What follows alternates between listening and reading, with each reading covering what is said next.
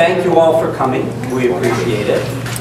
For those of you who don't know me, I'm Robert Greenbaum, and I'm president of the Owners Association. And with me are the various members of council.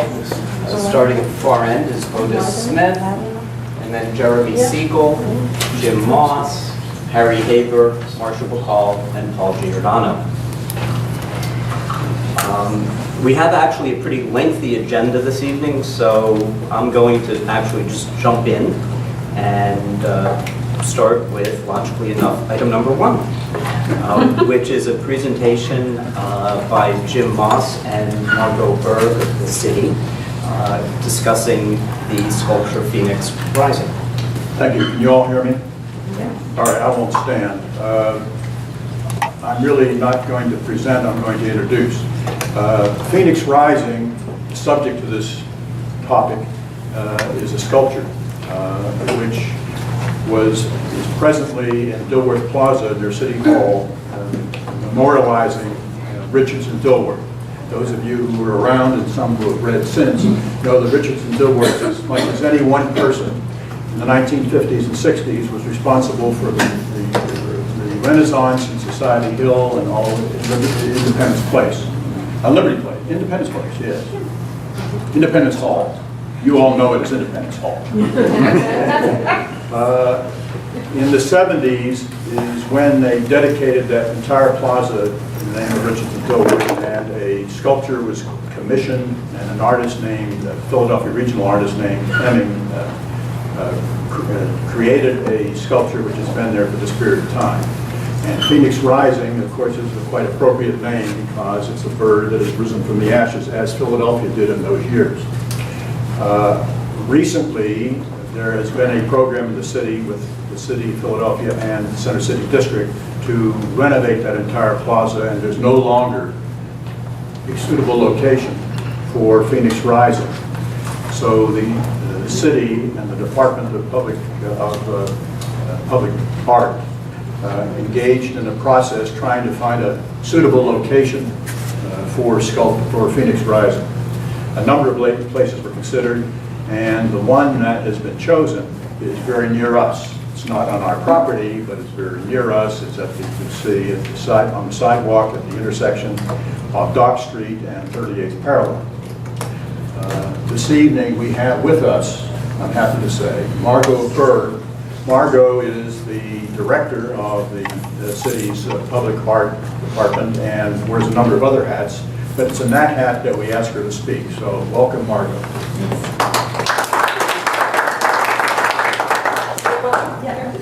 Dan, be all right? Well, Jim, you covered most of the salient points of this issue, but thank you for having me again. Margot Berg, Public Art for the City of Philadelphia at the Office of Arts, Culture, and the Creative Economy. One of my roles in my job is collection management, and in the case of the Dilworth Memorial, which is one of the city-owned sculptures, as you know, the site is significantly changing, so my job is to find a suitable new home for this piece.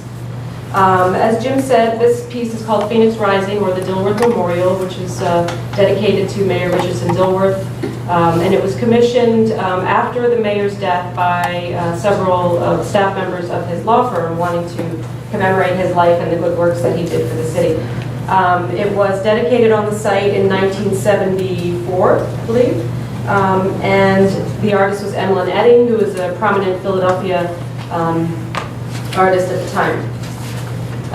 The piece is made out of a stainless steel painted material. It's about 15 feet high and about 11 feet wide. So when we look for a new site for one of our sculptures, we take into account things like the thematic connection, obviously, which is why Society Hill in this area came to mind as a potential location for the piece, as well as sites that can accommodate the scale, provide an appropriate setting for the piece visually and aesthetically. As Jim said, Richardson Dilworth was instrumental in the redevelopment of Society Hill area, as well as what's that area called? Penn Center area in Philadelphia. And so Society Hill being where he kicked off the redevelopment movement really seemed an appropriate area to consider. We looked at a number of sites on 2nd Street, adjacent to the site on the plaza across the street near the Korean Memorial. Ultimately, again, we selected a site which is at the 38th parallel and Dock Street, presented to the Art Commission the month before last. It was approved by the Art Commission with a couple of tweaks. We've been working with the Center City District closely on this project, as they are the firm that is redeveloping Dilworth Plaza with the firm of Kieran Timberlake and Olin Partners. So this is the piece as it currently exists in the sunken courtyard of Dilworth Plaza, which is, if you don't know, is on the west side of City Hall. It's where it's always been. I just have a few images to show. If you want to go to the next image, we'll probably show some of the drawings, show you siting it in its place. It's essentially a triangle of land. It's publicly owned property right at that intersection. It's a very highly visible location as Dock Street intersects it in a sort of T intersection, and people moving to and from Penn's Landing and around the Society Hill area could potentially see it.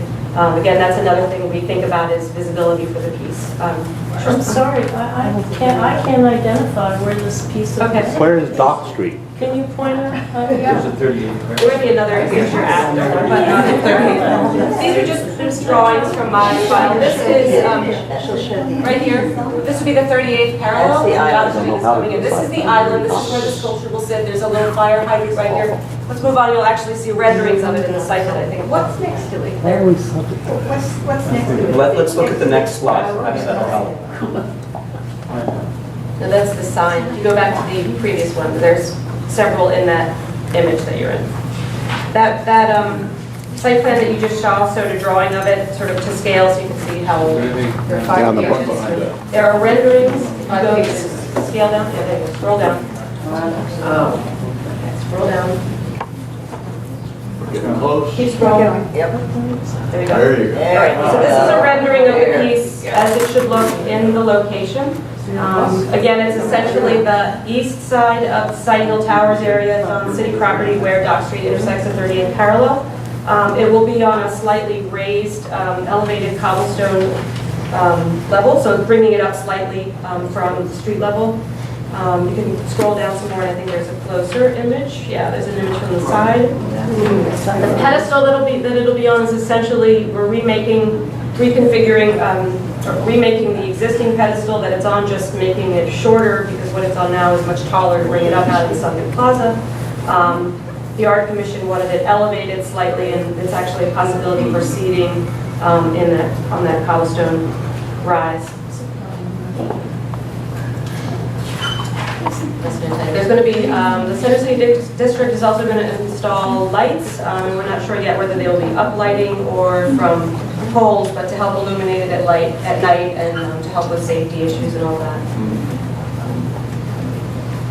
Just scroll down, see if there's a night image. I think there is, right? Associated with the piece will also be some explanatory signage, similar to what the Center City District has done along the Ben Franklin Parkway in Philadelphia. And if you want to go to that last PDF in that folder, there's a sign.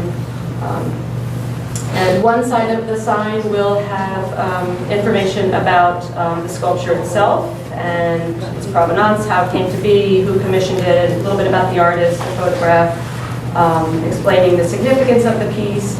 And the other side of the sign, if you scroll down more, you'll get to the other side, will also give you information about the Mayor Richardson Dilworth himself. And his legacy and what he did for Philadelphia. So it's an opportunity to kind of educate and inform people a little bit more about Society Hill and about the mayor and about the piece and why the piece is here, and it'll kind of help sort of, I think, make clear the connection between the piece and the area. Yeah. Is this a final determination, and what other sites were considered? We considered a site actually at the intersection of 2nd Street and Walnut, at the north end of your property on the sidewalk. That actually created problems for visibility for the hotel and the cab drivers and people sort of needing a line of sight in that area.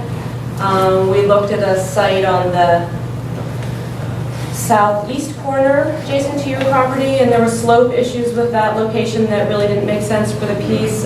We looked at lots of different locations on that plaza east of the Korean War Memorial. There's a brick plaza there, I'm sure you're very familiar with. And that was a very limited location, and that site is actually also earmarked for a relocation for the International Sculpture Garden at some point in the future, from South Penn's Landing to that area. So we focused on Society Hill and the sort of I-95 waterfront area as potential location for this, and this really was determined to have the most merit, most visibility, and provide a nice opportunity for the piece. So I should also mention, narrowly omitting it, the city and Margot's department have been very forthcoming and gracious in coming to us. The council reviewed this project. They approved it, as did the design committee composed of architects who live at the towers. The other thing, and of course the art committee unanimously approved it. They had to get the approval of the art commission. They didn't need our approval, so we appreciate the fact that you came to us. The other thing I think we would be interested in making sure everybody understood is that none of this will cost the towers any dollars. The city will install it, the city will maintain it for the Center City District. that's correct. Historic Commission also approved it. There is a lot of traffic, foot traffic coming down 2nd Street. And I think at night it presents a place where people can stand unseen as you're walking by going up to our steps. So it doesn't, give me a comfort about. There will be lighting. I mean, that's one thing that did come up in okay. discussions was. Let me just finish. I also dislike the idea of the broad podium base that can be used as a seat. We don't want really to attract more people sitting just around. We already have enough of a problem in this neighborhood thanks to the Center City District, who keeps pushing the homeless into the residential areas. And I do not think, and plus we have all these events at the Ritz and providing places for people to sit where we have to be, operating all the time is not really desirable. Well, it's not like Even from bench a- height. It's not bench height. It's going to be, about sort of like this height. Well, you yourself seat said height. as a seat. Right. It may provide an up, which to me is Well, I think not that's a negative bad thing. idea, that they should design it a It's a different tourist way. area as well, so there is a lot of that foot traffic, in addition to what may be some unseemly foot traffic, is also people enjoying the neighborhood, going to the movies, going to the waterfront, waiting for the bus, Well, they should put it on the commercial side properties, not on the residential side of the street. Yep. What is south of the Korean War Memorial? South of it. There's a block of land. No. East of it? East towards the river? No, south. It's an area that seems to be, it's actually on the parallel. That belongs to the Marines. The Marine site for the Marine campus, but it's been there for 40 years. waiting Right, for them. as an empty It's place still waiting for where, them to build a tavern. right, so it's 40 years of sort of an unkept area Exactly. that might be something to think about, just as an area where more tourists could wander around, and it might suit the height of that. We actually did look at that site, and there are complications in that the city doesn't own the location. I think it's federally owned, and there are other plans for that site. So, we sort of, there are constraints to every site and opportunities to every site, and you kind of have to work through all those and see where the most accommodating fit is, and that one didn't work for a number of reasons. So you're saying you're just sharing with us, this is a decision that's already been made and you're just really going to share it, it's not for debate? How did that happen? That's cool, but we live in. Is this a democracy? Come on. As Jim mentioned. How did you guys get to earlier, solely met with the societal council towers? and, No, come on. There were no site study. You blocked us around the block along Dock Street. But why are we talking about this tonight? And I apologize for being away during the last month and not being able to be as informed as probably the rest of you all are who knew about all of this. How many of you knew about all of this? Maybe I see a raise of hands. How many knew where this sculpture was being proposed and what we want? Well, it's been in the newsletter. So it's in the news, but were there any drawings or did anybody conceive? Because I thought for sure it was at the foot. That's what I read in the newsletter. At the second and the north side of Dock Street. But go ahead. No, can we go back to the rendering? I just wanted to see the height again. Well, it wasn't, you're going to I put it thought up. the sort of You in don't know relation, how could we put high. that in back up just to get an appreciation of it? So what part of it is there room for discussion about the seating and that sort of thing? And if there's extreme On up, you know, so. issues with the seating, then I would need to go back to the art commission about that, and Center City Up there. District that's That's doing the the plans and, you know. Tip off where- That's one of the things that the art commission wanted was to actually raise it up off of, give it some height, which makes it a little bit safer, a Right, little so bit. how high is it? We're going to have one more question, and then we're going to... Who is the architect? Who's designing the base? How Somebody high? have to take order and request to the board. I have been asking for 20 minutes almost. So have a lot of other people. Yeah. We'll take one more question. Move on. How tall is the statue itself? It is approximately 15 feet, the steel part, and then about 10 feet wide across, at its widest point. Its widest at a sort of higher, not at base level, but at higher. Thank you so much, Margot. I Oh, thank you. appreciate you taking the time to give us a... What was the decision made, Mr. President? Sir, what is are you going to present how the thing will be lit and what the height of the base will be and whether there are tripping hazards or places for bums to rest and all the questions that were raised earlier? Will there be another presentation before this group or before any group that's made public? It's between, who is the owner? Who is the architect? The city is the owner The of the city of Philadelphia. The city owns Department the of statue, they own the location. Yes, yes, Public. It's yes. been public. presented to the various authorities within the city. It's as a courtesy that the city is informing us about it and asking for a certain level of input.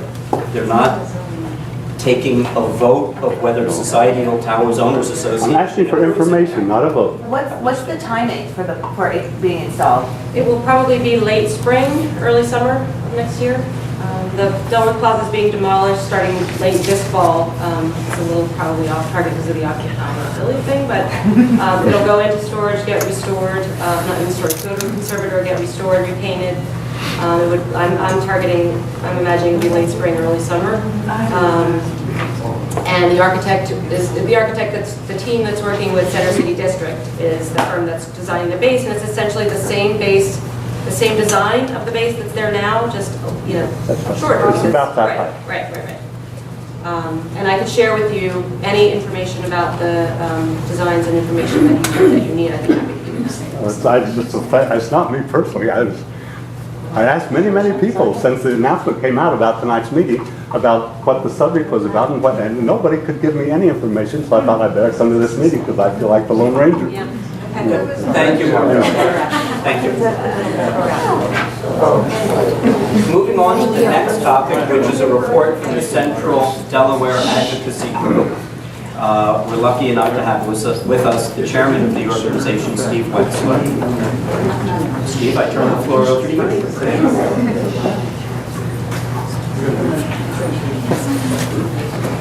Thank you very much, Robert. And being chairman of a group consisting of 20 civic associations, I can certainly appreciate your skills at running a meeting where questions are needing to be answered. Tonight I'm here to give you a brief update, and for those of you who may not be very familiar with the history of the group, I'd like to take a minute or two to bring this group up to speed.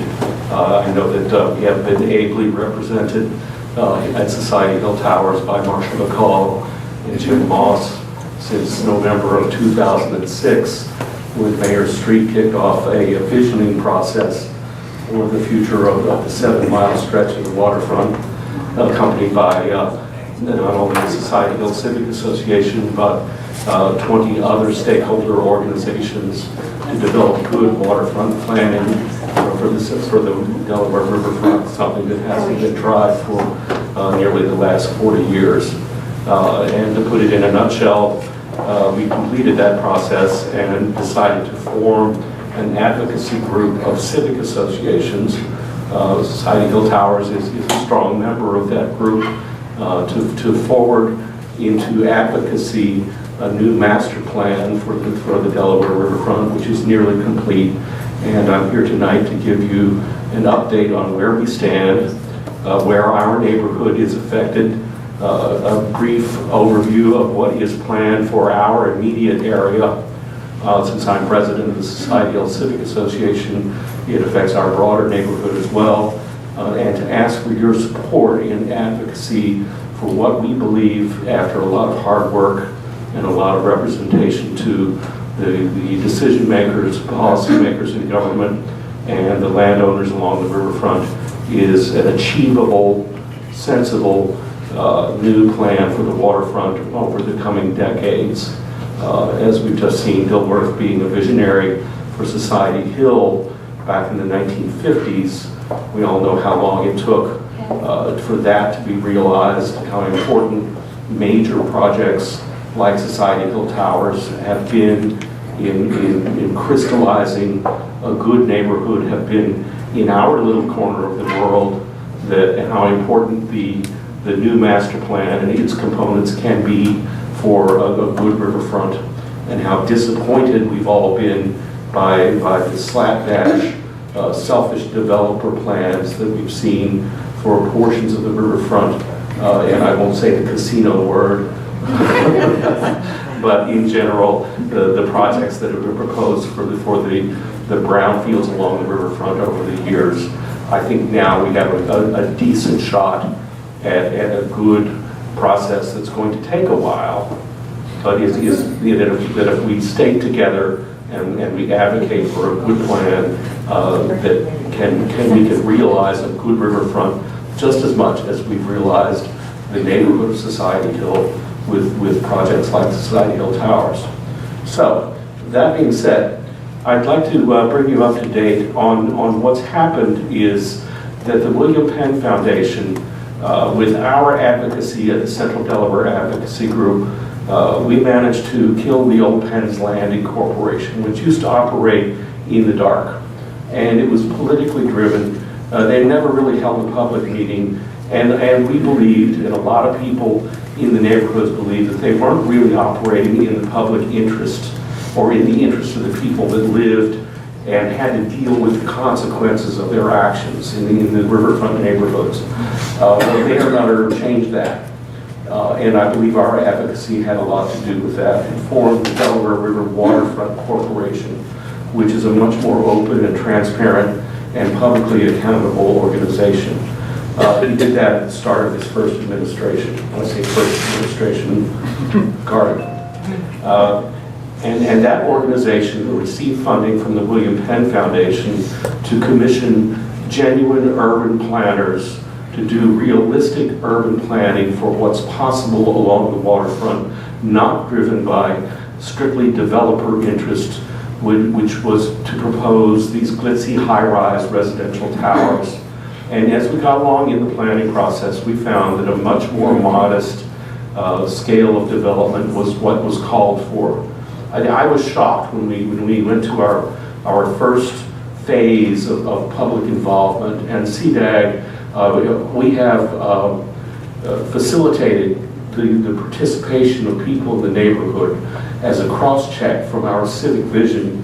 How are we doing was what we brought to the planners as the process went along, and at how modest and how realistic this plan is. And we were surprised to hear the low absorption rate for condominium development in high-rise towers along the river shore. And as we've brought the new plan along, how much low-rise development and mixed-use development is proposed now for the riverfront, particularly in areas north and south from the central area that we happen to inhabit. But I wanted to talk to you just briefly about getting your support for what I think is a good thing for our area, where Market Street, where the core, the nexus of the city flows down and meets the riverfront, and what happens there, particularly as Society Hill, being one of America's best planned neighborhoods, intersects the river. We have to guard this resource, and that's been one of my instincts all along, being the representative from Society Hill, and certainly Marcia and Jim have supported that as well. So I want to give you a little thumbnail sketch and ask you for your support as we move along. I'll be leaving the CDAG as chairman necessarily after my third term ends in January, but as president of Society Hill Civic Association, I plan on continuing as the delegate from Society Hill and advocating for this plan. But I just wanted to bring you up to date if you haven't had a chance to attend any of the public sessions, and there will be more that the Delaware River Waterfront Corporation is going to put on.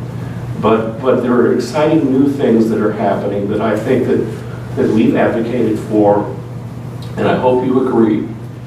One is that we are going to remodel one of the first phases, and they've deliberately chosen property that they own. The Delaware River Waterfront Corporation owns or controls less than 1% of the land along the Delaware River. The rest is in private hands. So they've chosen the easy thing to do first. Let's take the property that we own and control in the public realm and start to work on that first as an incentive to spread development outward, so that the private development will have some reason to congregate around this good road development.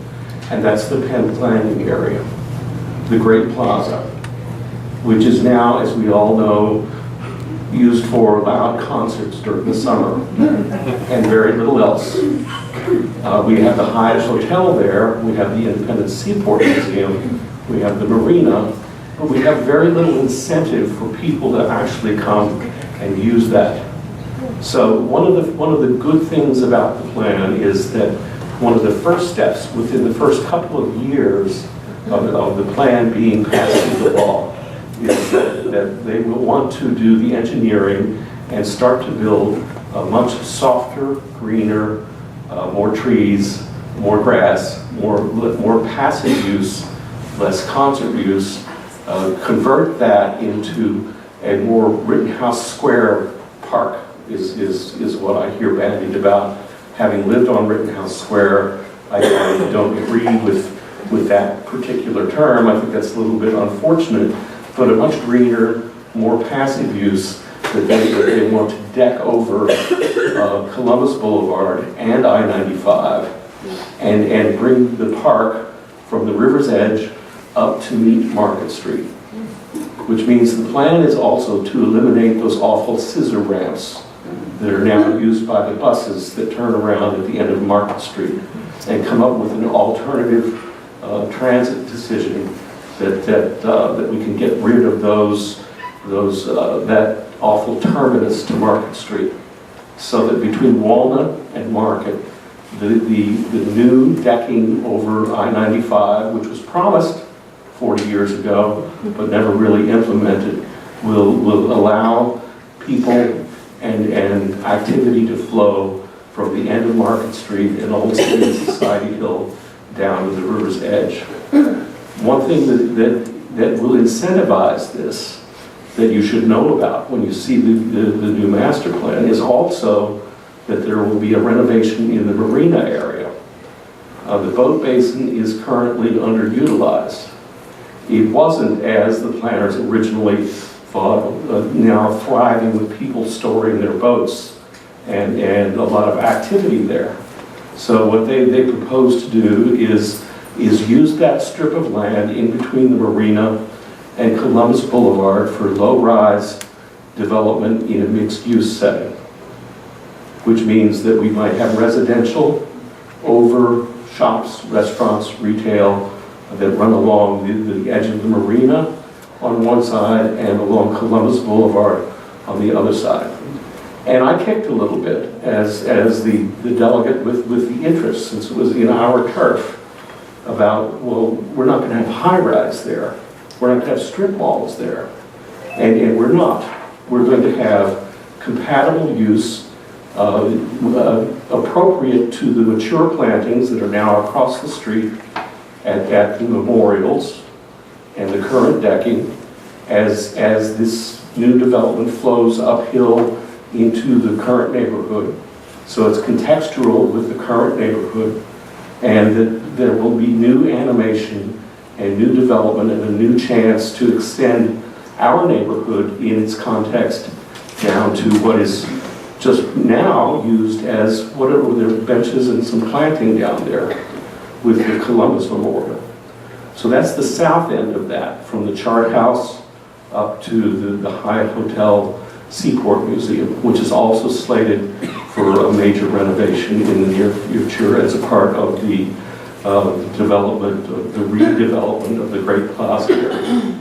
And also, you should know, to incentivize, to make it possible for developers to kick in money, since the public realm is not going to be able to build the Great Plaza by itself, that on the north side, that out of our neighborhood, but between the Great Plaza and Festival Pier, is slated for more intensive development, a la the Piazza at Schwitz, or some kind of more intensive mid-rise development, and not solid blocks of apartment buildings, but buildings that have more green space in between, a more mixed use, that extend that constant use, and not the kind of use that we see now, when it's only busy on the weekend and dead during the rest of the week.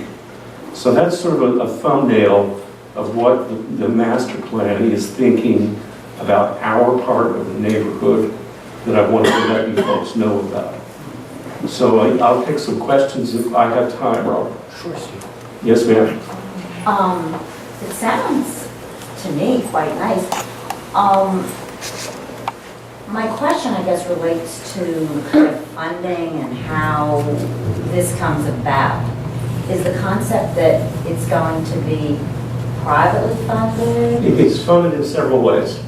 One is that the Delaware River Waterfront Corporation is a public agency, and as such, when the city gets back on its feet, can issue bonds for construction of public infrastructure like the decks over I-95 and fund these parks that are to be built. That can be done through bond issue. And this is, by the way, a follow-on phase to the master plan that we're working on now. So there really haven't been any specific decisions made yet. The second part about funding is that we incentivize private developers. We say to them, if you want to buy a parcel of land on this very valuable property between the Boat Basin and Columbus Boulevard, we will give you a tax increment financing plan where you will kick in a certain amount of your investment in the new park for the privilege of building a very successful project on this piece of property over here. So that whole thing is a yet to be done but possible part of the project process. Yes, Harry? Steve, I have a problem with turning parkland, which is what it is now, into privately owned residential. Well, Harry, you know what? You got to break some eggs to make an omelet. And the fact of the matter is, the parkland, and I'm assuming you're referring to the area between the Boat Basin and Columbus Boulevard. And I had the same concern myself when I saw this first come out. And the fact is, it is non-functional right now. I guarantee you, there's not one of us in the room who's gone down to that particular area of public parkland just for the afternoon in the last couple of months. I was there today. I knew you were going to say that. But the fact of the matter is, as a civic space, as a space that people in the neighborhoods use, that park is not a success. It's not even a successful overflow space for the folks who come from out in the neighborhoods to attend a concert at the Great Plaza, because it's separated from the festival space at the Great Plaza by the Hyatt Hotel and the Seaport Museum. So, and folks don't even wander over from South Street because you can't get there. There's 8 lanes of I-95 and 6 lanes of Columbus Boulevard, and it's just not a successful park space. We need to, it's so valuable, we need to make the most out of it. Sir? Could you describe what is the height of low rise, and would you say something about the density that you're expecting in that area? The density is the thing that I can address most directly first. We have protected what we call view corridors, which means that all the major streets, Spruce, Walnut, Locust, and Pine, all the streets where you might walk out of your house and be walking down the street and look toward the river, are protected by areas of lower zoning. And we've got to make the sausage, which is why the Central Delaware Advocacy Group and you folks as part of it, and the Civic Association as part of it, have to stay in there and stay slugging, is that it's protected by a lower height of zoning, so that you have that view of the sky and the view that you have now, so that it's a sawtooth effect. In areas in between the blocks, where the view is not down the street, we can allow a little bit better height. And that's an argument that I'm still being allowed about. Right now, they're allowing up to 65 feet. But you have to remember, we have the mature plantings in the memorials, which already have an impact on the view. And we can also allow that greater height to incentivize the lower development in between. So I don't think that it's a net loss to allow the variation in the allowable height in the mid-blocks. And no, we are not allowing anything greater than that. And if you remember, there's a big grade change between Society Hill proper, a grade being the height of the ground above the level of the river. There's a big change there because of I-95 being suppressed. So we're not talking about something that you would look up at anyway. That's all the way down to at 12 feet above the river. And we're already 35 and 40 feet above the river here anyway. Is that a little bit better? And a lot of this is still not cast in stone. This is an advocacy problem that we're going to have to deal with after the first of the year when they start to actually write this zoning law. Sir? Yes, Harry, who are the developers involved in what architecture? We don't know. How are they chosen? How will they be chosen? We don't know, and the fact of the matter is, it's the person that owns the property would be the developer. So I could go in, you could go in and write a check and buy that property and choose your architect. The process from here is that we go to the planning commission with this master plan that we've spent a lot of time. And mind you, this is not just a fantasy. We put a lot of money and time, and Alan Greenberger and the city government have been involved with this very intimately, and will adopt this as the master plan for the riverfront. We need to get that done. So you, Mr. Developer, you buy a property and you want to build on it, you go into the planning commission with your proposal, and they're going to say, well, our master plan says that you have to conform to these guidelines. And you knew that when you bought the property. Your choice of architect is up to you, and that's part of life in the world. And that's what makes Philadelphia unique, and we want that. We don't want to dictate it's got to have red brick on the front. We want that vitality in Philadelphia. You know, that's sort of written into the plan. And we've got to write a zoning code. We have to protect the zoning code that says, you know, you can't get away with a ridiculous 65-story building on that property.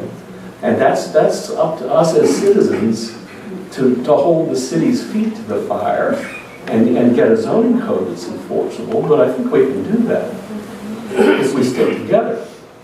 Steve, maybe 2 more questions? Yes, I'll take 2 more. Lady in the back? Yes, sir.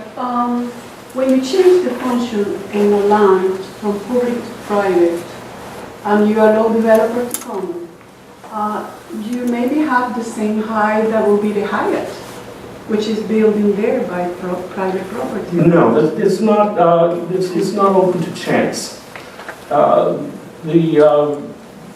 Let me just say that I used to serve as the chairman of the Zoning and Historic Preservation Committee for the Societal Civic Association. And in the room tonight is the poor unfortunate soul who now has that responsibility. And the politics and the way the city handled those issues is not in existence anymore. Where a powerful, politically connected guy with some spending money in his pocket could come and break the law, so to speak, could push through a project like that. Those days are soon to be history. So, no, it's not the wild, wild west anymore on the riverfront. And I'll take 1 more question. Jim? Not a question, but a further answer to Richard, and you'll tell me if you agree. For the public-owned land, they will have requests for proposals. They'll do RFPs and they'll evaluate. And what makes us somewhat comfortable, or at least hopeful, about what the future is going to be so far as quality is concerned, is what they've already done with the public lands. For example, they got $1 million from William Penn Foundation? Yes. And they developed Race Street Pier. I don't know how many of you have seen it, but it looks like a first-class project. Isn't it beautiful? And they've done similar things at Washington Avenue. They're planning something at Columbia Avenue. And of course, they've done the trail. We will have a trail eventually from down near IKEA all the way up to Allegheny Avenue. So is that a fair statement? Yeah, it seems to be that the combination of 2 things. One is that this Central Delaware Advocacy Group, which I'm the chairman, has involved organizations like yours, citizens, have taken an interest and taken ownership and said, oh, we're not going to let this happen. We want this to happen. The second thing is the city has responded by appointing an accountable waterfront manager, which was the first thing on our laundry list. And they've actually responded. They've actually done what they've said they were going to do, and we have to be careful that continues. So it's encouraging. Marcia? I'd just like to add one thing. As an indication of the ripple effect of what you do, there is going to be a major development privately right across from the Race Street Pier, which would probably never have happened if the Race Street Pier had not been built. So there again, and it was very fast. I was amazed at how quickly. So I want to thank you for your time, and I want to emphasize that you have a stake here. You have to continue to participate and advocate. You have to continue to be loud, or we cannot let this fall by the wayside just because we think that, oh, this has been tried before and it failed. You have to stay in there with us. Thank you very much. Thanks very much.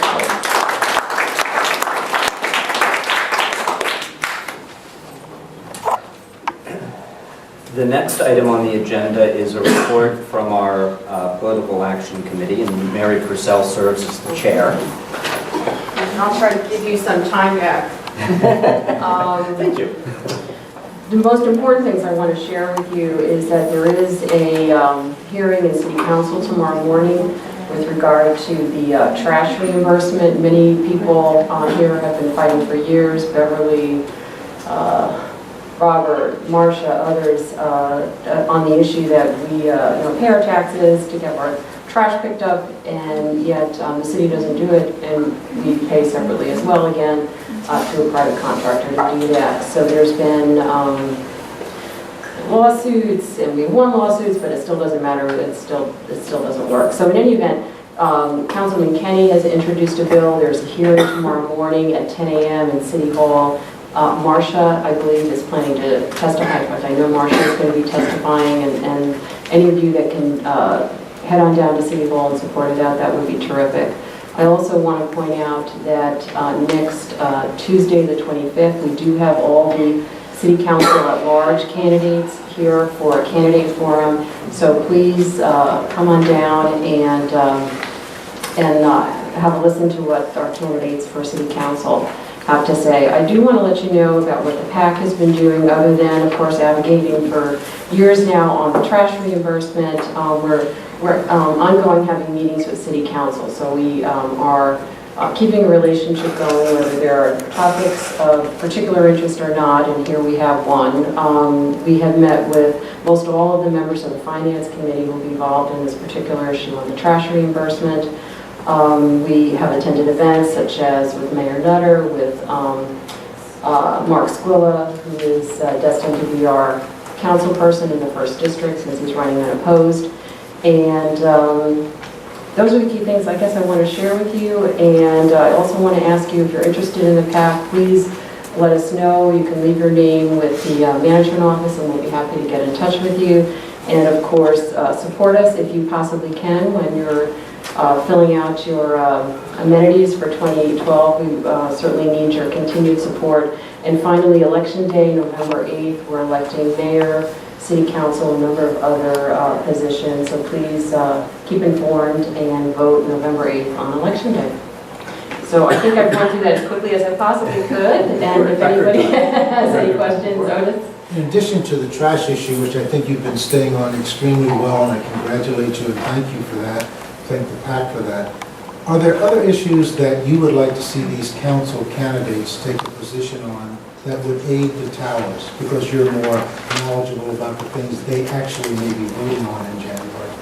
Well, since the PAC actually is an arm of this council, we really take our direction from you in terms of what are the issues that we are to advocate for. So really the two key issues, so in the meetings that we've been having with City Council, the two key issues that we've been talking about is the fairness on the trash reimbursement and also on real estate taxes. It's an issue of significant concern to folks here about what may happen with fair market value assessments and mitigation for increases. So we've heard that message and we've taken that message to City Council. But in essence, we really take our direction from you.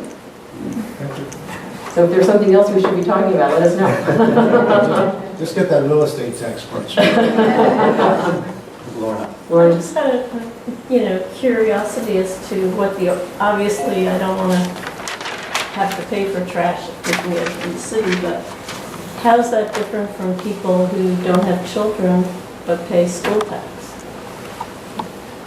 Well, the difference is we do have trash, and they're not picking it up. But there's also, there is also. You have children, but you send them to private. There's also, there is an ordinance that was passed by City Council that specifically says that the city must provide the same level of waste removal services to condos as it provides to other residential properties. Okay, I didn't realize. So maybe another thing would be to say, can't we send our kids from the condos? Can't we send our kids to the schools too? No, not to pick trash, but I mean, we're not being offered that service. The city's not picking up our trash.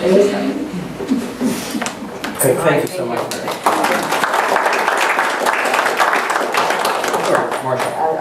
I've asked Robert to give me just 1 minute to ask people who have an interest in politics, who have an interest in safeguarding the interests of the tower, to get in touch with Mary or me or Dennis and offer your services. We need new ideas. Most of us, I've been working for 10 years. And you start to run out of ideas, and you also start to run out of strength. So what I am asking is, if this is an interest of yours, if you think you can make a contribution, or if you'd just like to know how to be a part of it, please get in touch with us. That's all. Thank you, Marcia. Steve Wexler, during his presentation, made reference to his poor successor, and we're lucky enough to have Lorna Katz here on behalf of the Civic Association. So, Lorna, you're next on the agenda.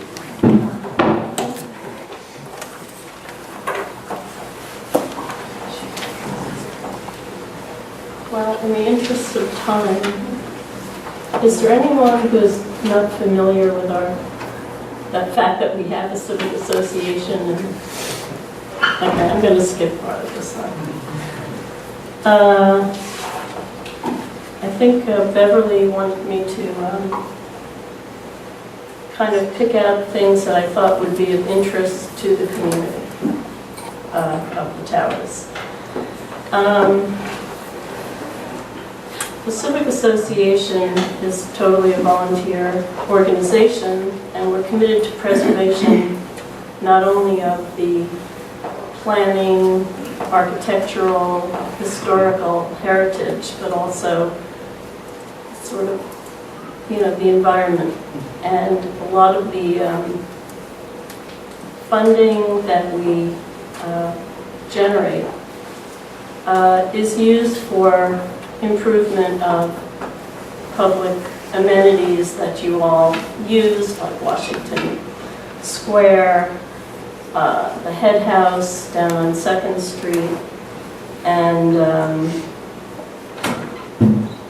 the streets you walk on. We have a program where we subsidize homeowners to repair sidewalks called Fix the Bricks, and also to replace street trees. I'm sure you've noticed a lot of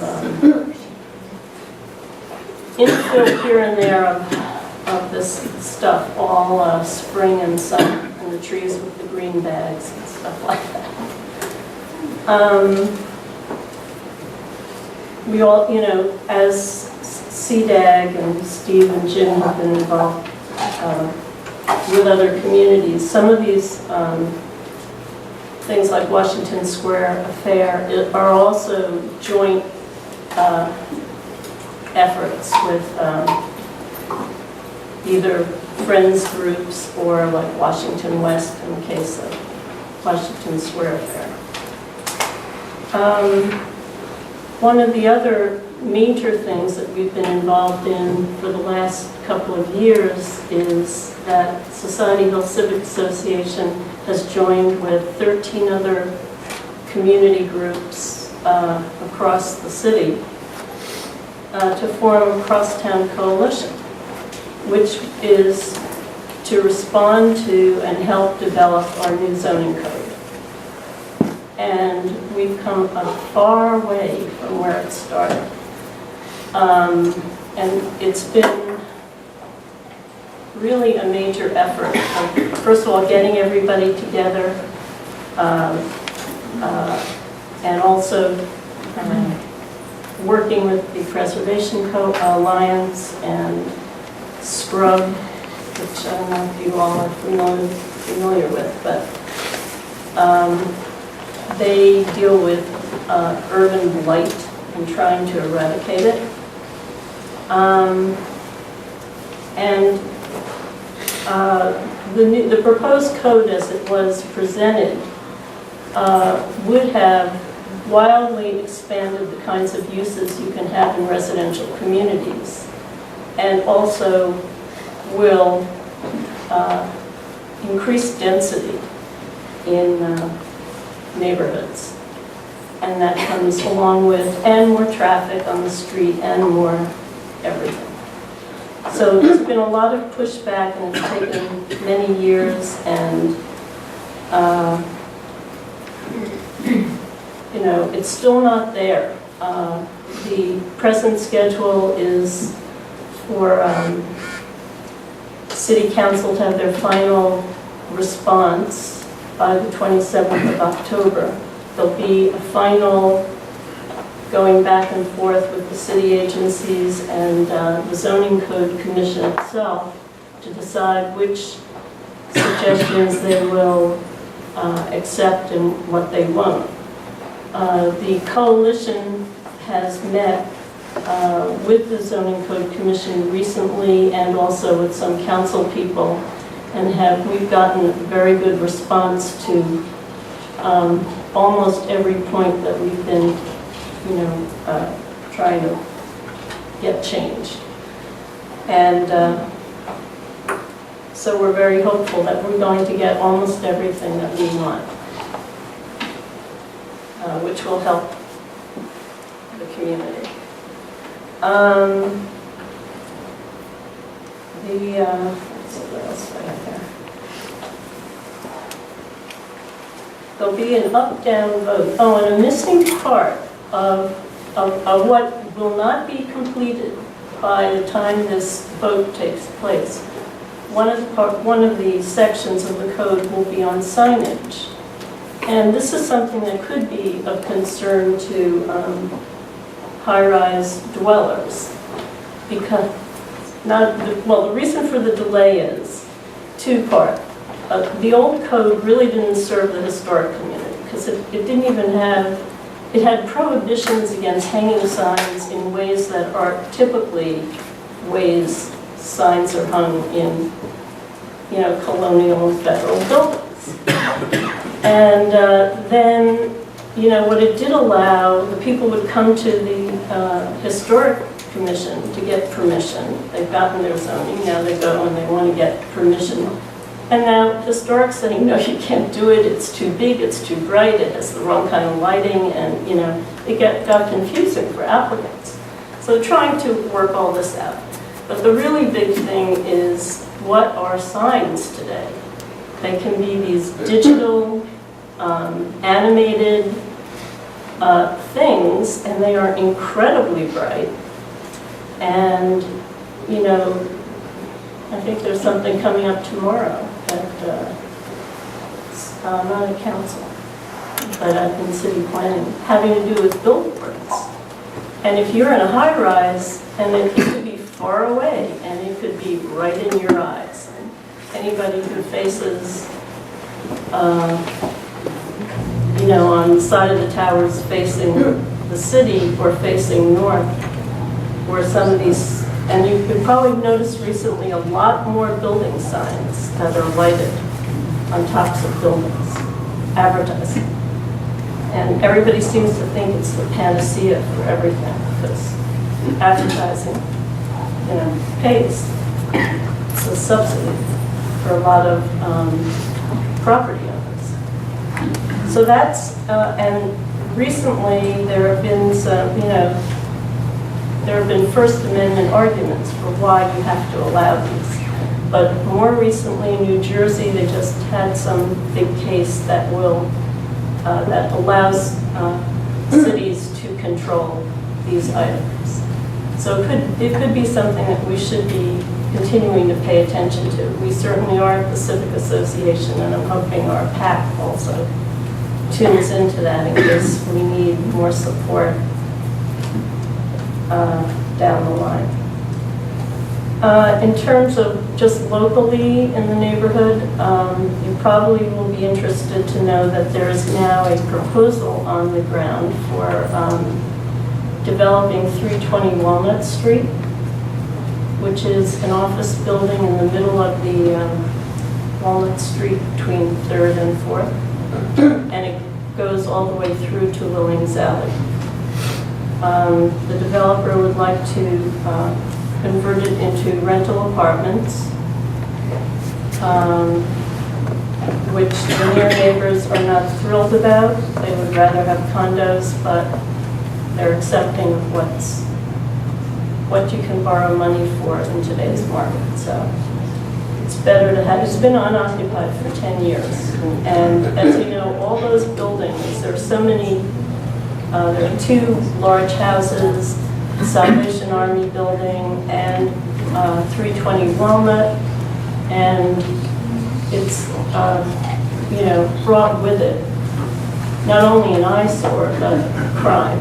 So it's been an issue, especially for the townhouses, with people just lurking around because they either have crawled into the Salvation Army building or just realize that nobody's looking, so why not get into a house? So you can stay tuned for that one. The only part that might be of concern, again, but would have very little impact to people, I think, is the developer would like to put 4 units on the top of the building. There's already a penthouse there, and I think he would be doubling the size in order to get 4 units in there. But, depending how they were done or lighted, that would be the only issue, but it's unlikely that it will be a problem. And does anyone have any questions? We'd like to have more members because the high-rises are not that well represented compared to the general community. Although we are well represented in terms of operating the,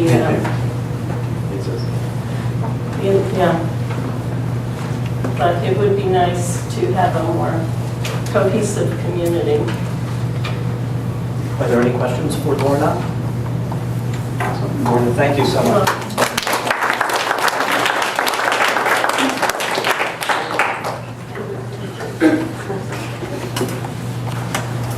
Okay, the next item on the agenda is an infrastructure report from Phil Harvey, who is chairman of our management company, Camaro. I'm going to come in behind you because I'm kind of disappointed probably in some of these things. I'm sorry. Maybe we can do I'm going to turn down the lights because I have to see what's here too. All right. I'm going to stand back here first. You just told me to turn on. Well, you want to, I'll give you the first one. This is just a picture of the towers, obviously. What we're going to talk about tonight is about some of the projects that have gone on within the maintenance and engineering organization, and what improvements they've brought to the towers. And we're also going to talk about some of the issues and challenges that they have in trying to do their job. Riser piping, see something? Okay, and inspection panels are going to be a big portion of our topic. What you're seeing here is the access panels on the 8th and 24th floor for the expansion joints from our HVAC system. When we put in hot water, they expand. When you put in cold water, it contracts. So there has to be something in that long pipe run of 300 and some odd feet that allows it to go up and down.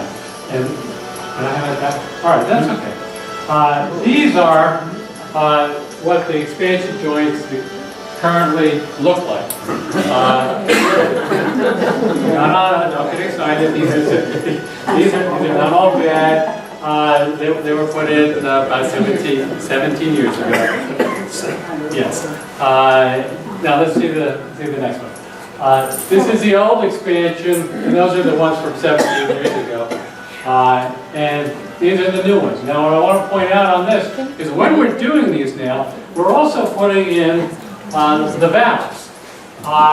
So that up here, these are the valves that allow us to be able to isolate these expansion joints and do a shut-off, do a replacement without having to shut down the entire building and get everybody, in the middle of the cold.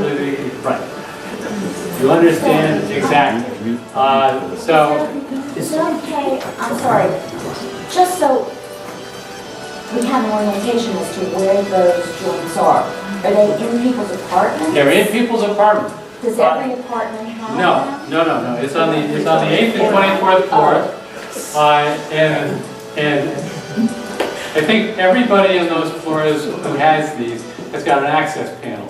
And that's what the first slide showed. Okay. We have struggled to get access panels for a lot of the places where we have to get in order to do the repairs and improvements to the buildings.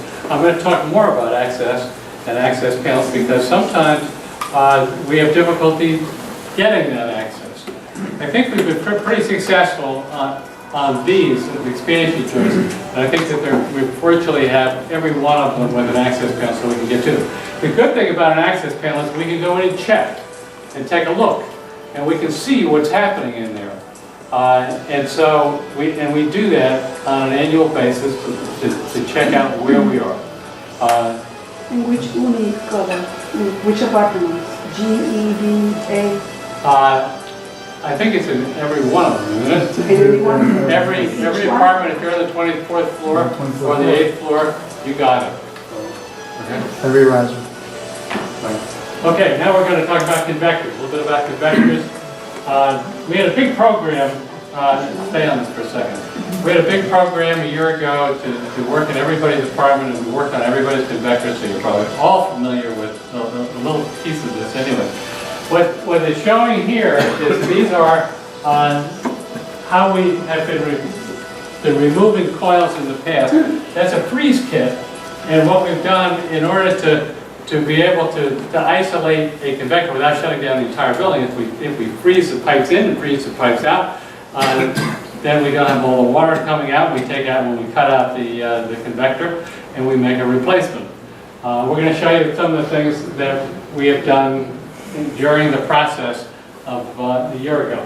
This is an old convector, and what you're seeing here is this convector had a lot of debris that collected on the fins.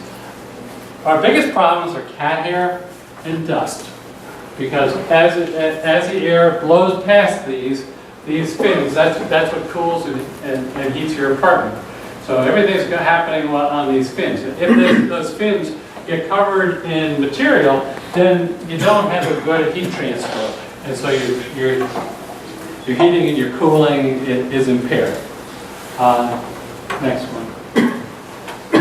Okay, here's we're getting ready to put in a new coil, a new convector coil, and what I want you to notice over here is you see these valves. Those valves are very important as we do this because it's an improvement that allows us to be able to, in the future, make replacements without shutting down the systems or going through the freezing process. If we haven't done a replacement, then we still are going in and freezing at this point. So let's see the next one. Here's the installation, the new installation, and here are the valves, right there, the yellow. And then we also have a couple of little ports here, which allow us to be able to drain the convector unit or be able to flow it out. So that we've got a couple of improvements or features as we do this process. Yes? Which is the coil? Can we see that? You can't see the coil because the coil is back in here. You saw it in the You can go previous one. backwards in the slide. Does this plan require replacement of all of the fins in all of the apartments? Not at this point. Not at this point. We're not. This is a program that we're doing as needed. Not a program for. But we've probably done 20%. It's called PRN. PRN? As necessary. Well, will you be inspecting them to see which ones need to be? We do go through an inspection program. Can I see the next one? Sure. All right. This was part of the program that we did last year. When we were in everybody's apartment, we replaced the pan. The pan is what collects the condensate that is created during the summertime, and we used to have a fair number of leaks. It probably said, well, you've experienced it. Can I go back? Sure. Okay. One of the things we did is you see a hole in the middle. That used to get, it used to be, the old pans had a much smaller hole, and so that they were more apt to be clogged up by debris that might be dust in the apartment or whatever there might be. Pieces of the falling off of the coils themselves. So we enlarged that and we did a PVC piping replacing the old piping, and all of this is larger. So now you can go to the next one, please. So there it is, 66% fewer condensate leaks as a result. So we have been successful in making some progress with that regard. And that's helpful to everybody. We still have not solved them all. So there's still, we did 66, it means 34% are still out there happening. Excuse me, sir. I'm Yeah. sorry. Can you backward in the slide before? I didn't see that in my apartment. Air conditioning. How many apartments do you say that it was? Oh, these were done in all apartments. She's saying she 16 can't see G. that. Pardon? Oh, you can't see it. No. It is inside the cover inspector. Well, we can have somebody go up and take a look. It is possible with 700 units here that somehow we didn't get access or whatever it might have been. So, but come over. Actually, you can come over here and talk to Dennis afterwards. I know why. Okay, crossover piping. One of the things that we have in the building is that the building is actually sliced in two for most of our systems. On the 17th floor and up there is one system, and from the 17th floor down is another. So basically we've got two loops, one going up from the basement, coming up and going up to the 17th floor and returning, and then we have the same thing happening for the penthouses coming down and going back up. The 17th floor is where we have crossover piping. And when we talk about crossover piping, it's where the piping then goes horizontally and comes down, goes over and goes back up, or comes up and over and down. That's crossover piping. Originally, there were lots of valves in that crossover piping that were here in order to be able to shut off and isolate particular risers. When these buildings were built, they were built at low-income housing. And it was okay to run into, to go into the 17th floor apartments and dislodge whoever was there to go over and pull out pieces of the ceiling and go and turn the valves. Well, when it went condo, a lot of that ability really, came to a screeching halt, and actually it had not been done when it was an apartment for decades. And so it sat, those valves sat there for decade after decade, never being turned, never being exercised. Most of them don't work. But it is an issue that we have because we do have this piping that runs across there, and it is covered with insulation, and the insulation does hold in the moisture in the summertime, and it does have an effect on that on the strength of that pipe. Is the insulation asbestos? No asbestos. Is this in the ceiling of the 17th floor? Pardon? Is this in the ceiling of the 17th floor? Ceiling of the 17th floor. Right. We have had some units that have shown some condensate sweating that has come down and has been in the hallways primarily, and we have gone in and we've done replacements of all the pipe. We're going to show you some. Here's what it looks like. I know. The fact that it's rusty on the outside doesn't necessarily mean that the caliber of the pipe has really diminished to an unsafe level, but it does show you what we have there, and those valves just plain don't work. So we are working our way through the 17th floor whenever we can. When somebody who lives on the 17th floor and is away for a while, it does take time, we're getting permission to go in, and we've done, I think we've done about a third, and we're over the years to come, we're looking to do the rest of it. This is the new piping, and it looks nice and clean and wonderful, and there's no more valves. But you actually have to open the ceilings to access. We have to tear out the ceiling. You can't get to this in any other way. So it is a project that is underway. It's going to take some time. We're working very carefully with the owners of those units, but obviously it's a challenge. This is another one of these access challenges that we have. Pressure regulator valves. Ha! Talk about access problems. All right. You see B, C, E, G, and H units. Behind the original medicine cabinets in those units' bathrooms is where the pressure reducing valves live. Not very good location. When they built this building, again, it would have been originally low-income housing. They thought that they would be able to maybe have easy access into people's apartments and be able to pull out their medicine cabinets in order to get to it. A lot of people have done a lot of renovations. They've improved their apartments. They've made them beautiful, and they've made wonderful bathrooms. However, these valves still live behind those walls. And sometimes they die. Yes, they do. And what we need to be able to do is we need to be able to get in and look at them. This is in the kitchen, and you can. Everybody's got these, I think, in their kitchen. Everybody pretty much should have an access panel in their kitchen for these valves. However, when we do have to go in and replace them, it's too tight to really work on them, so we do have to do a little bit of demolition. This is another one of our problems. It is the access, again, and getting in. And I know that people really have a very strong feeling about the sanctity of their homes, and that they don't want us to come in, look, or particularly not to go through a replacement project, because it is dislocating, and it's messy, and it does, in some cases, destroy what's been put in there and you're decorating. But we absolutely have to do it for the safety of everybody who lives in the building. Okay?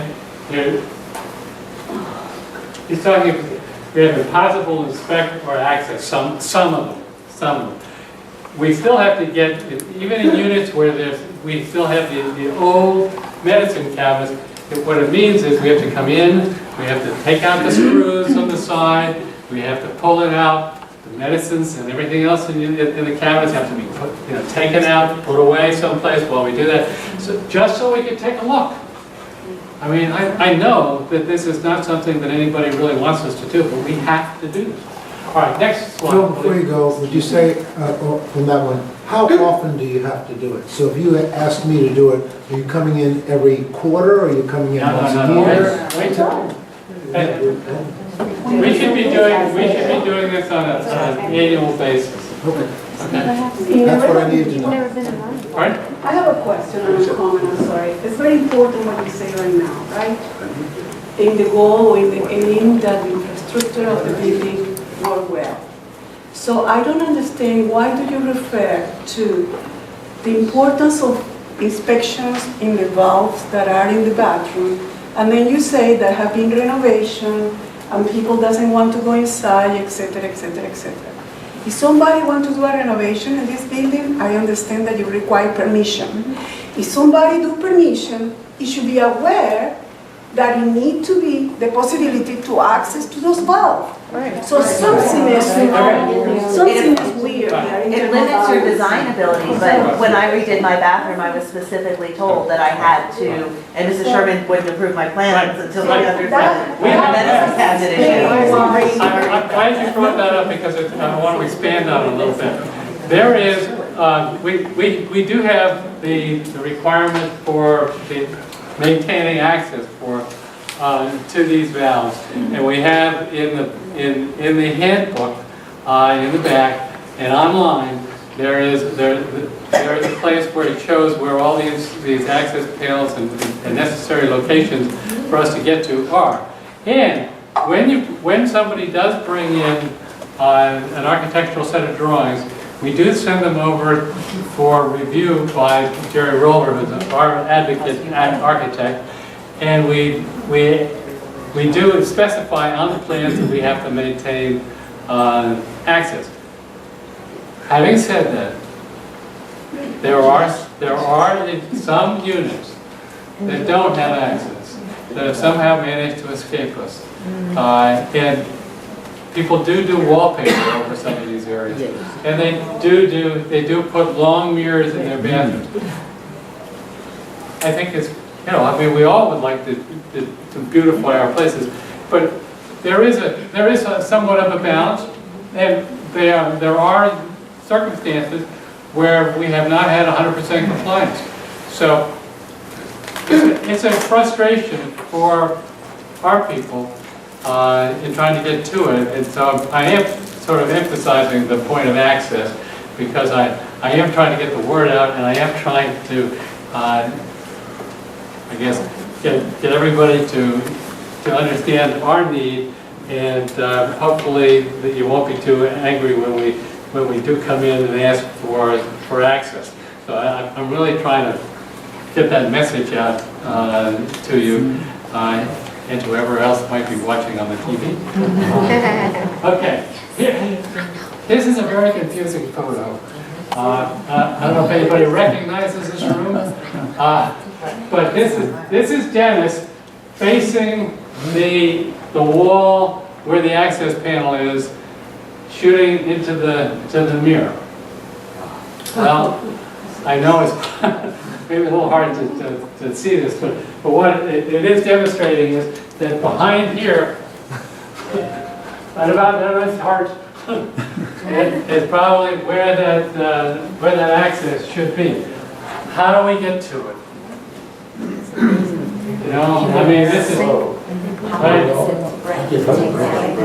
Should be a penalty to the owner. Well, it depends. The question is, how hard is it to take down the mirror? Well, a lot of mirrors are put up with the black mastic. It's a very safe way to put up your mirror. Your mirror will stay there forever. How do you get it down? In pieces. So, I mean, that's the sad reality of that. And Dennis doesn't want to go and do that. But, I think for the safety of everybody in the building, we need to tell them you got to do it. Okay, this is a very important, I just proposed to somebody, I don't know who the person, maybe council. It should be an evaluation of all the apartments in the building and see how many have the possibility to access to the valve. Yeah. If we have 700 apartments, how many of them are in that situation? I would love to know. We do have the list, but I'm not bringing them out right now.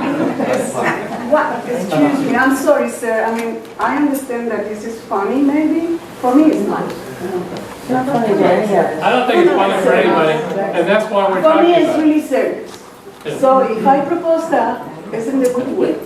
I think you're proposing exactly where we are with it. Okay, next one. Okay, here is a changed out new valve, which we have changed out. You can see that it looks different than the other one, and but it's just a new pressure reducing valve that we've been able to do. And also, you see the valve there, which allows us to be able to access it. The two valves, one on the top and one on the bottom. One's the blue and the other's the red. So we've got some abilities to be able to make these changes more quickly with the existence of the valves. Bill, it looks like you put in a new valve, not the pressure release, but the on-off valve in the blue, right, but not on the red. Actually, red is the old one. Yeah. And is there a reason that we, once you Did they do that? Blue is a supply. What? Blue is the supply, and we don't care as much about the return. Right, it has the pressure. Okay. Thank Can you. I ask a question, please? You said something about, in response to her question, that you would have to go in yearly. I'm questioning what you mean by that. I mean, if you go in and you We put were- new mechanism, you don't have to go Oh, back. no. If we go through, I mean, what we need to do is we need to do the inspections. I think that if we change them out, you're absolutely correct. We don't have to go back in for years and years and years. Oh, so by process of elimination, Right. over a period of years go Right. forward. Exactly. Okay, now, we are putting in the new exhaust system. Everybody's got an exhaust in their bathroom and in their kitchen. And at one time, the exhausts were probably all balanced within the building so that there was equal flow from everybody's unit into the exhaust system. And the purpose of those exhausts was to have air changes inside your unit, and the air was new air coming into the unit was supposed to be coming underneath your door, into your unit, and out your bathroom and out your kitchen. Well, over time, any semblance of equally balanced exhaust has probably been long gone and lost. So we are in the process of replacing these exhausts. We're doing it in the north, is it? The West Tower. West Tower first. And so those people in the West Tower probably have already been aware of this. And this is the new one. The new one is set for 35 cubic feet per minute. And they will all be set the same. And so that means that everybody will have the same exhaust, and the system will be balanced. And it will kind of take us back to when the building was initially put together and the exhaust systems were balanced. Yes? Bill, would you say something about when people kind of put that thing at the base of their door to prevent odors and things coming in, or and how that affects the balance you're trying to get? Right. I sort of slid by that, but I did mention it. But that's there's sort of a misconception, I think, about people's doors and their door sweeps. A lot of people have felt that if they could block off the space underneath their door, that they would prevent odors from coming in.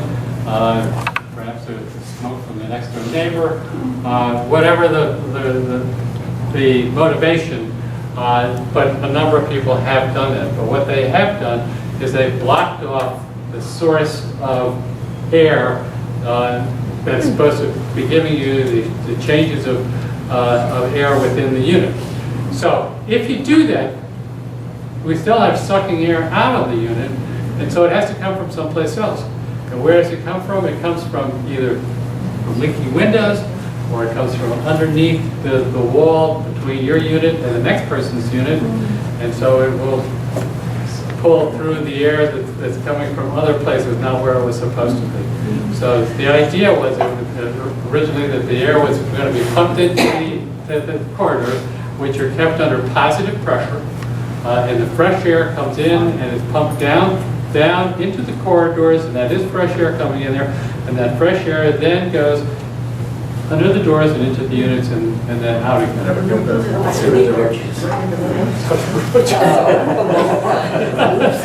I knew there were a lot of reasons why people did that. I'm going to start over here in the order that the hands went up. Yes. The air from the big vent in the elevator In the hall. corridor, yeah, that's the hall. There is such cold air that comes out of that vent that's why I put something down under the door to prevent all this cold air from coming in. In the summertime or in the wintertime? Well, it's in the summer, I don't know, when we don't have heat on yet, but Yeah, it's when we have the air freezing in my conditioning. apartment. That's number one. Number two, when they came in to put in the exhaust grills in my apartment. I was told I couldn't get one in the kitchen because the cabinet is hung too low and it covers, I don't know, maybe a third of the vent. Is there anything that they might be able, I was also told that there are a lot of apartments that have this, so. I know, see, this is one of those access issues again. A lot of people did put in longer kitchen cabinets, and when the buildings were built, the exhausts were put up higher than, long kitchen cabinets. I know that probably in a lot of apartments, it's an issue. I don't know if Dennis has got a solution. We're taking a list of names who have these kinds of situations, and we will revisit them to where maybe we can take the grill out, take your cabinet out, or the back of the cabinet out. We'll address it. There is no grill. It's just a hole. Well, you'll have a grill when we're done. Yeah, hi. The condo that I'm living, that my husband redecorated when it was an apartment, and therefore bought it as it is, deeded, came with whatever it came with. Sure. Being a victim of the recent flood, I was wondering if, and having a lot of things pulled apart that I never knew were there and no flooring, it would seem like it would be a good time for somebody to come now where you can see the lines of where walls used to be to see where some of these things in fact are. That's a good idea. Very good. We'll have somebody come. 19. Thank you. 19? Yeah. I think my comment on all of this, being in the West Tower, is, and across the board with all of these issues, I think communication is key, because the communication about the vents wasn't exactly clear about what was happening, when it was happening. There was the initial letter that was put under our doors and posted that didn't actually explain what the process was. It was a little misleading about 2 people coming in, and there really weren't 2 people, and the person that came didn't actually understand, because I've been looking for the vent in my kitchen, and I just found out I'm in a B unit and don't have one. But the guy told me it was there, so I'm going to look in. And then I think too, things like in the communication letter about, they'll touch up the paint if you give them the paint. I'm not sure what that meant, but I originally had a painted grill, and now my grill is stark white, and I was told that they wouldn't paint the grill because that would disrupt the air.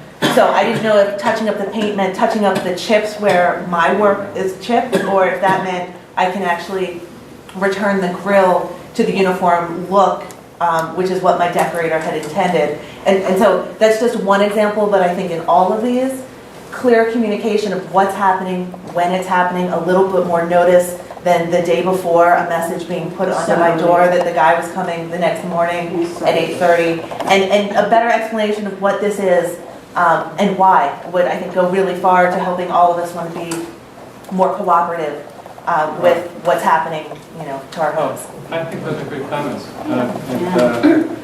This is really guinea pig building.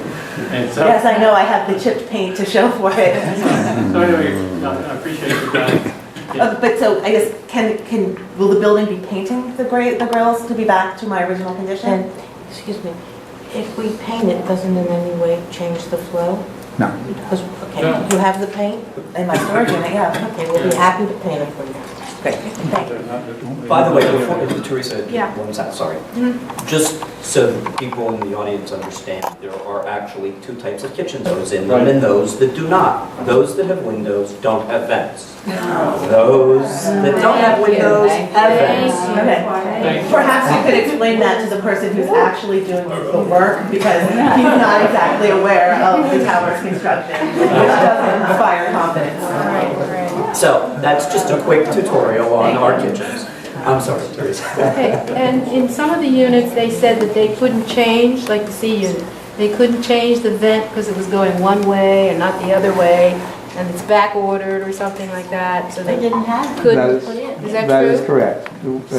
We are awaiting a new order to be able to do that. So we only ordered a small amount because we wanted to see what would we run into, what needed to be changed. These are custom made for us. So we are waiting for the rest of them. Okay. Can a vent be put into a kitchen, a B kitchen, a vent into the chase where the pipes are? I don't think so. No. I don't think so. No. Because there's nothing pulling the air. Because you have to be on the line where where we've got the fan that's pulling the air. I mean, it's like a metal shape Yeah. and it just pulls and sucks it up. So that's, yeah, so if you don't have it, you can't do it. All right. We frequently experience grit in our bathroom with a reverse. You were talking about having, replacing the grills. However, to me, the problem is, and I don't know that it's even, you can overcome it, because certain times when the winds are in certain position outside the building, and depending on their strength, instead of it sucking out, it is exactly doing the opposite and sending debris into your house. I mean, it's kind of scary. And freezing air. Well, that's called stack pressure. And that's what this is designed to help prevent. By keeping everyone balanced in the exhaust out of their rooms, that will equalize it all. So you won't have static pressure. At present, the units that are closer to the exhaust unit, the fans that are up in the penthouse or in the mezzanine, they get more air. The further away, you get less, and you are more subjected to this backdraft. When we balance everyone will be pulling the same, so therefore that will eliminate the back pressure. I can hardly wait. Yeah, one other question. What is going to be the policy about proactively versus after the fact replacing those hot water regulator valves? We're looking to do another program with that and to proactively make replacements. Ahead of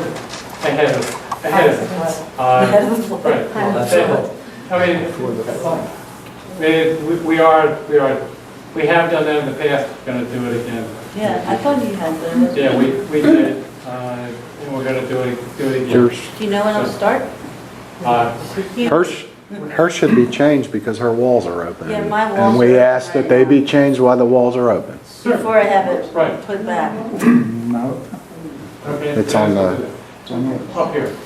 I was under the impression that back pressure or the backflow through those vents was caused by the motor system that runs it on the roof from not working.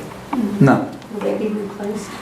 Well, That's a conversation we sort of have had. Well, when a motor does fail, then obviously everyone's going to get that. The ones furthest away will get the worst because you still have a natural draft. But when the system is running and we don't have that problem, then these grills will take care of everything. However, if that motor does fail in the future, with this special type of grill, you won't get the backdraft. Do you want to make us feel better by telling us what you're going to do when you remove the grating, the vent, and there's something behind it? I gather there's some column there. What happens?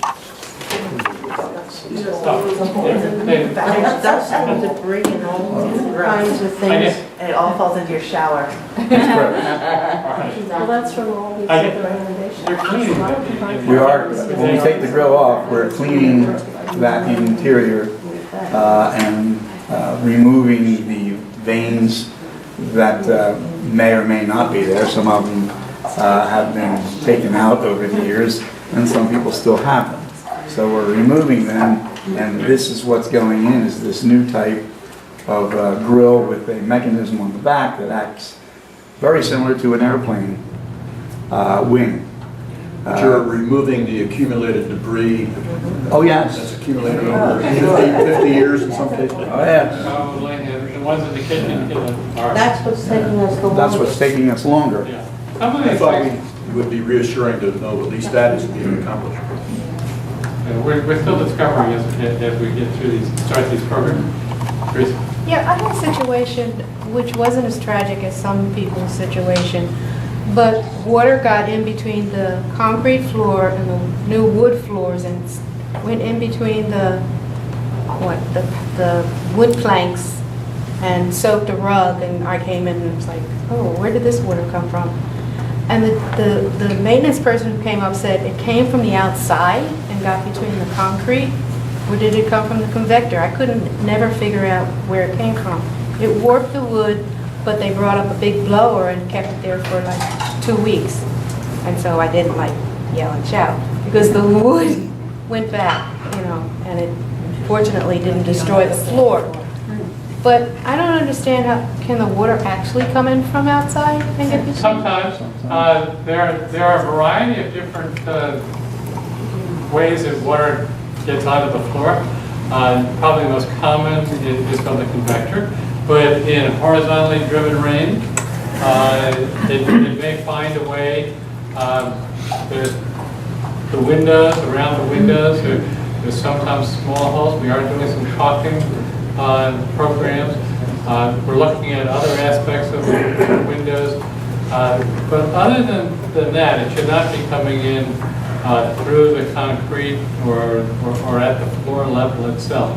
So I guess the most possible are around the windows and the convector. Because it didn't show up until a couple of days later when it started bubbling up between the floor. Right, and that's always problematical for the wood floors. You mentioned the dirty word of the building, windows. Could you tell us what's happening, particularly with the lower windows, and what the program is for that to keep the water from coming in during the storms? Because that's been a significant source of damage in my apartment, from the apartment upstairs, and I've caused damage from my apartment into the people below me. The windows just don't shut, and they rattle in the littlest wind. There are a variety of different reasons, and when they don't shut, the hinges themselves sometimes get bent, and therefore they don't close all the way. As someone who's paid the $55 or $75 a hinge for every hinge in my apartment, it's not the hinges. Okay, but did you say it was for the? No, it's from the lower windows. It comes in the lower windows because they don't seal. Was it above you or was it above me, leaked into mine, and I have a big giant crack in my ceiling. And my apartment leaked into the people below me, and they have a giant water stain on their apartment ceiling. Yeah, I mean, it was a chain reaction. It was miserable. And when I called security, they told me I was 122nd person to call for water damage during that storm. Which storm was it? It was spring. It was the May storm. The hurricane. No, not the hurricane where we're all told to usually tape our windows. This was a water alarm night where everybody's alarmed everywhere. Yeah. I mean, there are some issues out there we are looking into. I don't have all the answers tonight. Yes. I might have some insight about those lower windows. Because when they came, I'm sorry, I have to talk. When they came to take, literally, physically, remove the lower window, take them downstairs, replace the hinges, and brought them up, I had numbered every single one of those. When they brought them back, they didn't know I had numbered them. And the ones that weren't replaced specifically with the window were the ones that I had difficulty with. So what I did was, I obviously made them change them around. I think that may have had some reason why these windows don't work as well. And I still have some that still need to be replaced. But they worked better when they were put back when they were there. With a specific window. And I live in a clear apartment. Okay, well, that's an insight that we'll pay attention to. All right, we're back up here. Replacement of domestic water valves and piping. All right, this is just the hot water piping is an example of a replacement. I don't want to dwell on that. There's not much to show. Here is something that we did at the end of last year. This is the water pumps. The water that comes out of your taps is always under pressure, and we're pumping it in the city water and the domestic hot water that they are heating up, and we're putting it up at your apartments. Last year, we made a replacement of all of the pumps in all three buildings, and that has had a dramatic effect. Not that any of you have noticed it, but it has had a dramatic effect on the electrical consumption in the building. And so when we talk about budgets in another couple of weeks, we'll probably talk about how much we've gotten benefit from having made this change. Next one. All right, for those people who live in the North Tower, you're probably aware that we have replaced the chiller. We have chillers in each of the three buildings, but they're all connected on a loop system, so everybody shares the same chilled water that goes up into your apartments. But the North Tower chiller was causing us problems, and so we have purchased a new chiller that is instead of balancing on bearings, ball bearings, it is balanced magnetically, sort of held suspension in the air as it turns, thereby reducing the amount of friction, reducing the amount of energy required to run it, so we've taken a little while to get it up and running properly, but by the end of the summer we had that running, and it is going to be a wonderful advantage in the future to have this big piece of equipment working to maintain everybody's comfort in the buildings. And that really takes me to the conclusion, and thank you.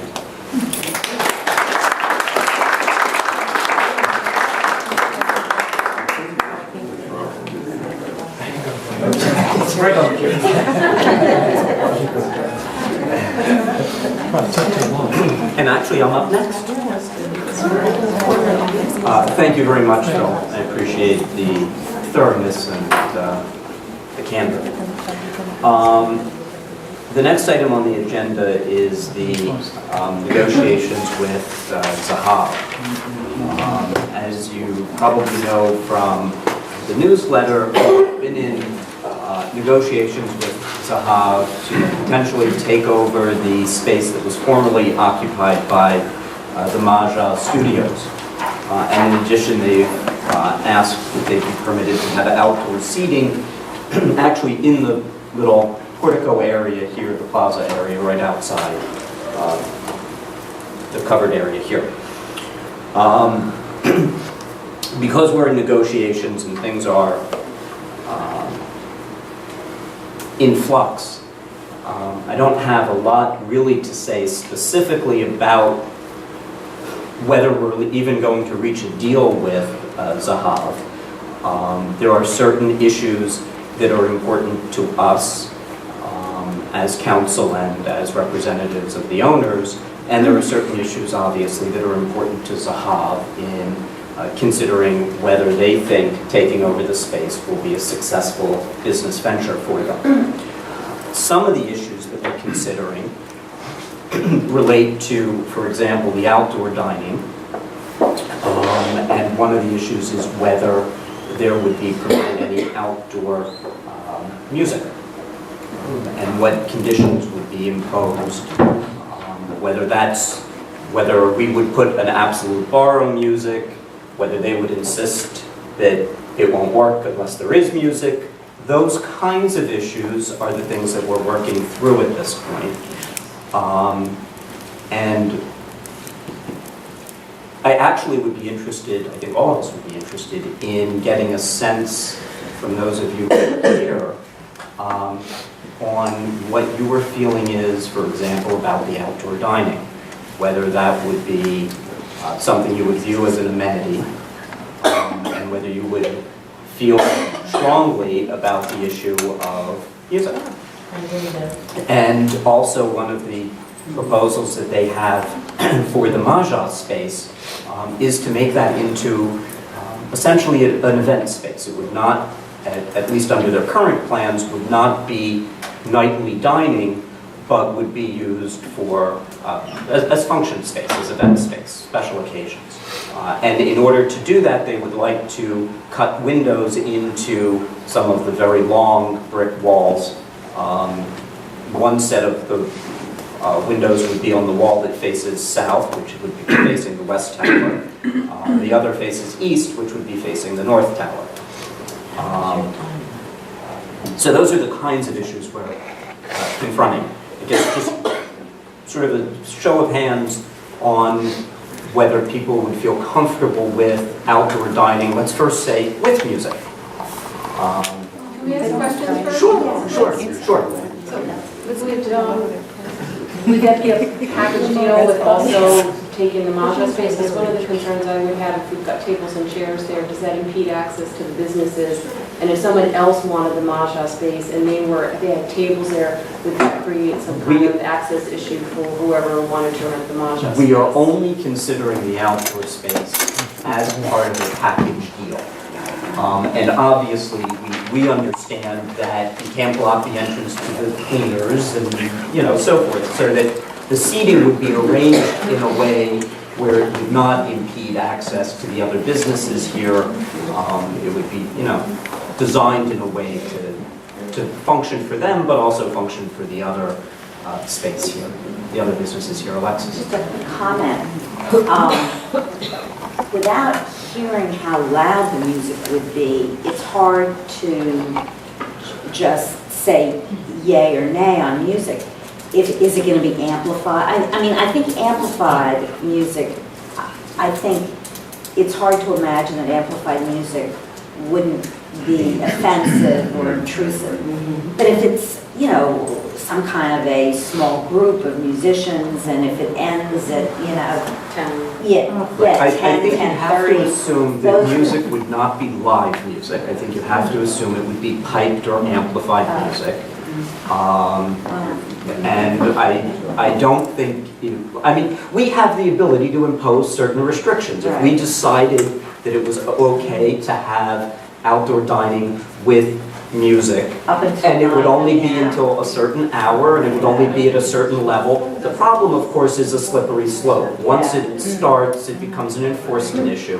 And I'm just trying, as I said, just a very random, unscientific, sort of gut reaction kind of thing. I know there are many missing details that make it difficult to take a position, but just sort of your general gut reaction. I think before we do that, Maggie, you had a question you wanted to, or a comment? Is it a deal breaker if you don't have music? I don't know yet. outside? I don't know. Because, just if you had a garden setting, you could actually dine without music.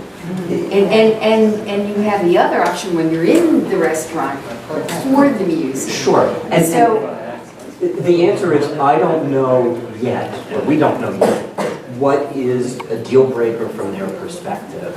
And they don't know yet what's a deal breaker from ours. But I would encourage council to, because I don't know who else is knocking on the door for Maja, and how many years has that space been empty? So it's an income producer, you have a captive audience with Zahav next door. And I think we should be cognizant of that in today's economy, that you might actually be able to bring in some money. And I'm not sure how quickly you get another buyer or renter to come into that space. So I'd be in favor of outdoor dining as well as having windows. I think it's a terrific idea. Obviously, as everybody knows, the Maja space has been empty for several years. The income that we were receiving was in the $40,000 to $50,000 a year range. Again, that's another factor that we're negotiating with Zahav over, what they would pay in rent. So it's not decided. I can't tell you that we're drawing a line in the sand and that unless we get X dollars, we're not doing it because we're practical, or we're trying to be practical. And there are, as you will hear later in the evening, there is another thought about how we could use that space as an alternative. Otis. Question over here. I'm sorry. Yes. Richard. Yes. The original deal was, how, did you give them rental abatements because they did the capital improvements in there for the windows and things? That's what I remember. They actually did not. Sufisio did a lot of renovation. I am sure, and I must admit, I don't remember now what we did 15 years ago, but... To lead into what you're talking about, it seems to me when we're going to look for rental abatements again, how much are we going to get to contribute back to our condo association? Well, I mean, it's a bad economy. Do they want it for nothing? Are they going to pay the $50,000? Well, how's it going to help us? Well, the answer ultimately depends on what the deal is. They, as any potential tenant, are looking for certain improvements to the space that we would absorb. And they're looking to do certain improvements that would be unique to their use, which obviously they can't expect us to pay for. That's all part of the give and take in the negotiations. It's important to have a good restaurant on the premise. I've never eaten there because they're too stingy with their food. But I want the restaurant to succeed. I don't like them moving in and out. It makes the building more attractive to us as owners when we have a good restaurant here. But I don't want to see you give it away for nothing. Are they doing well now? Are they paying the rent? They are absolutely current with their rent. They're paying a very nice rent for the space they currently occupy. We were lucky that the time that lease was executed, the real estate market was really booming. So we were able to command the top of the market. The proof of the pudding is that's been empty for however many years it's been empty, 3 years at this point, I think, where we've gotten zero income. So it's a balancing. As you're in the real estate business, you know every landlord goes through this. It's the bird in hand issue versus do you wait for the next tenant. Right. So we're going through that balancing act. And through the negotiations. Will they let us use it if we have to close down a pool party and go into that facility? Probably not for free. It turned out to be nice when they did move it. I was quite surprised when they did it. That thing worked out nicely. Let me get the guy I can't see. And then I'll come back to There's two things. I mean, I don't know, on the outside eating, I don't know how many of you know, we gave Physio the right to outside eating, and they had outside eating. They did? Yeah, most people don't even realize that. It was not strong. Now, they didn't, I don't think they had type music outside, but they did have tables and, sat and served out there. Let me just mention again, because we're in negotiations, but the amount we're talking about is significant in terms of how much it would provide us income here at the top. We're certainly not giving it away under any circumstances. We won't get the rent, honestly, that that we got when the market was at its peak, because we kept on lowering the rent on this one and no one bid at all. But it is not an insignificant amount. Can I raise a question about the fenestration?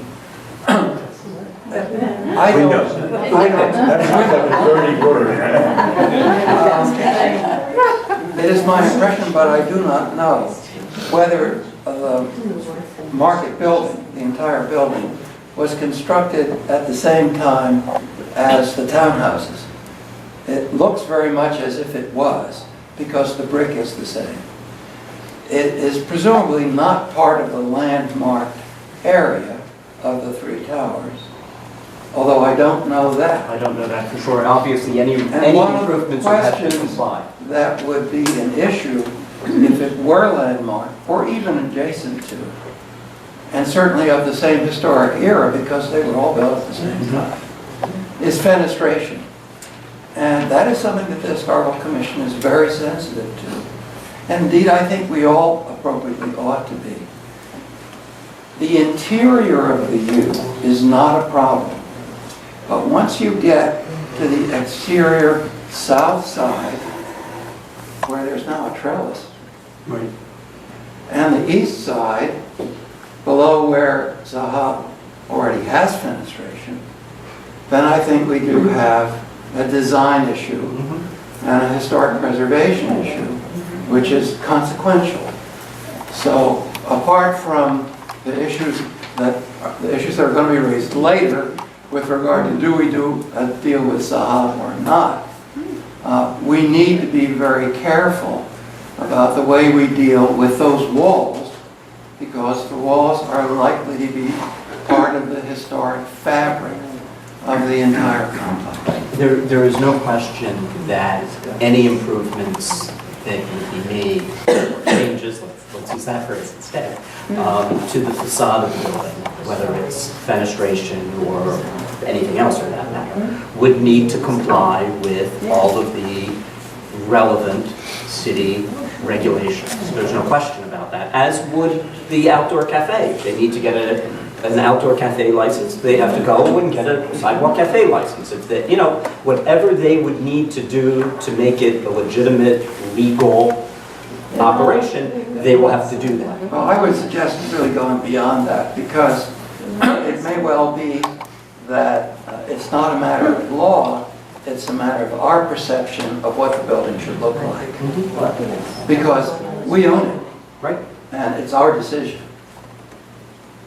And it may well be that we would conclude, whether or not the Historic Commission said okay, that it was a good idea to let them do that. No question. We have ultimate say over it, and we have the ultimate approval authority, and that will be included in any lease. Absolutely. No. With regard to the music, I just wanted to point out that I'm on the 18th floor in the West Tower, and I already hear music from Positano, and sometimes when they're having big parties or weddings at the Sheraton. So I don't know if we need any music. I second the motion. You want to show of hands on that? Yeah, just, Harry, is it a comment or a vote? No, a comment.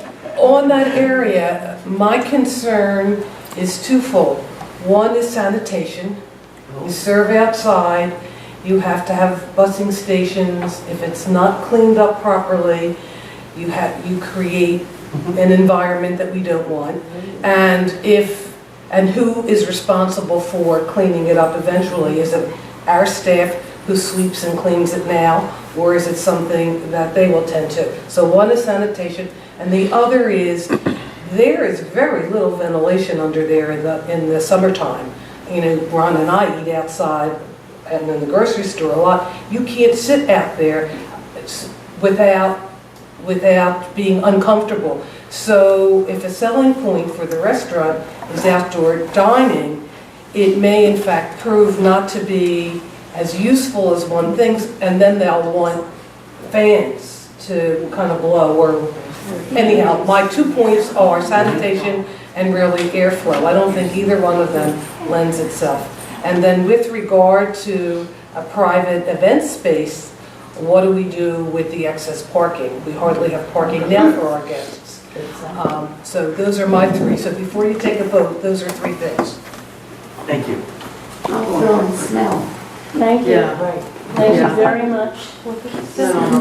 It's already bad with the charcoal, the pizza, wood fire. Independence Place, they have the commercial it's a separate condo situation in the apartments. And they have a restriction for no cooking because of that problem.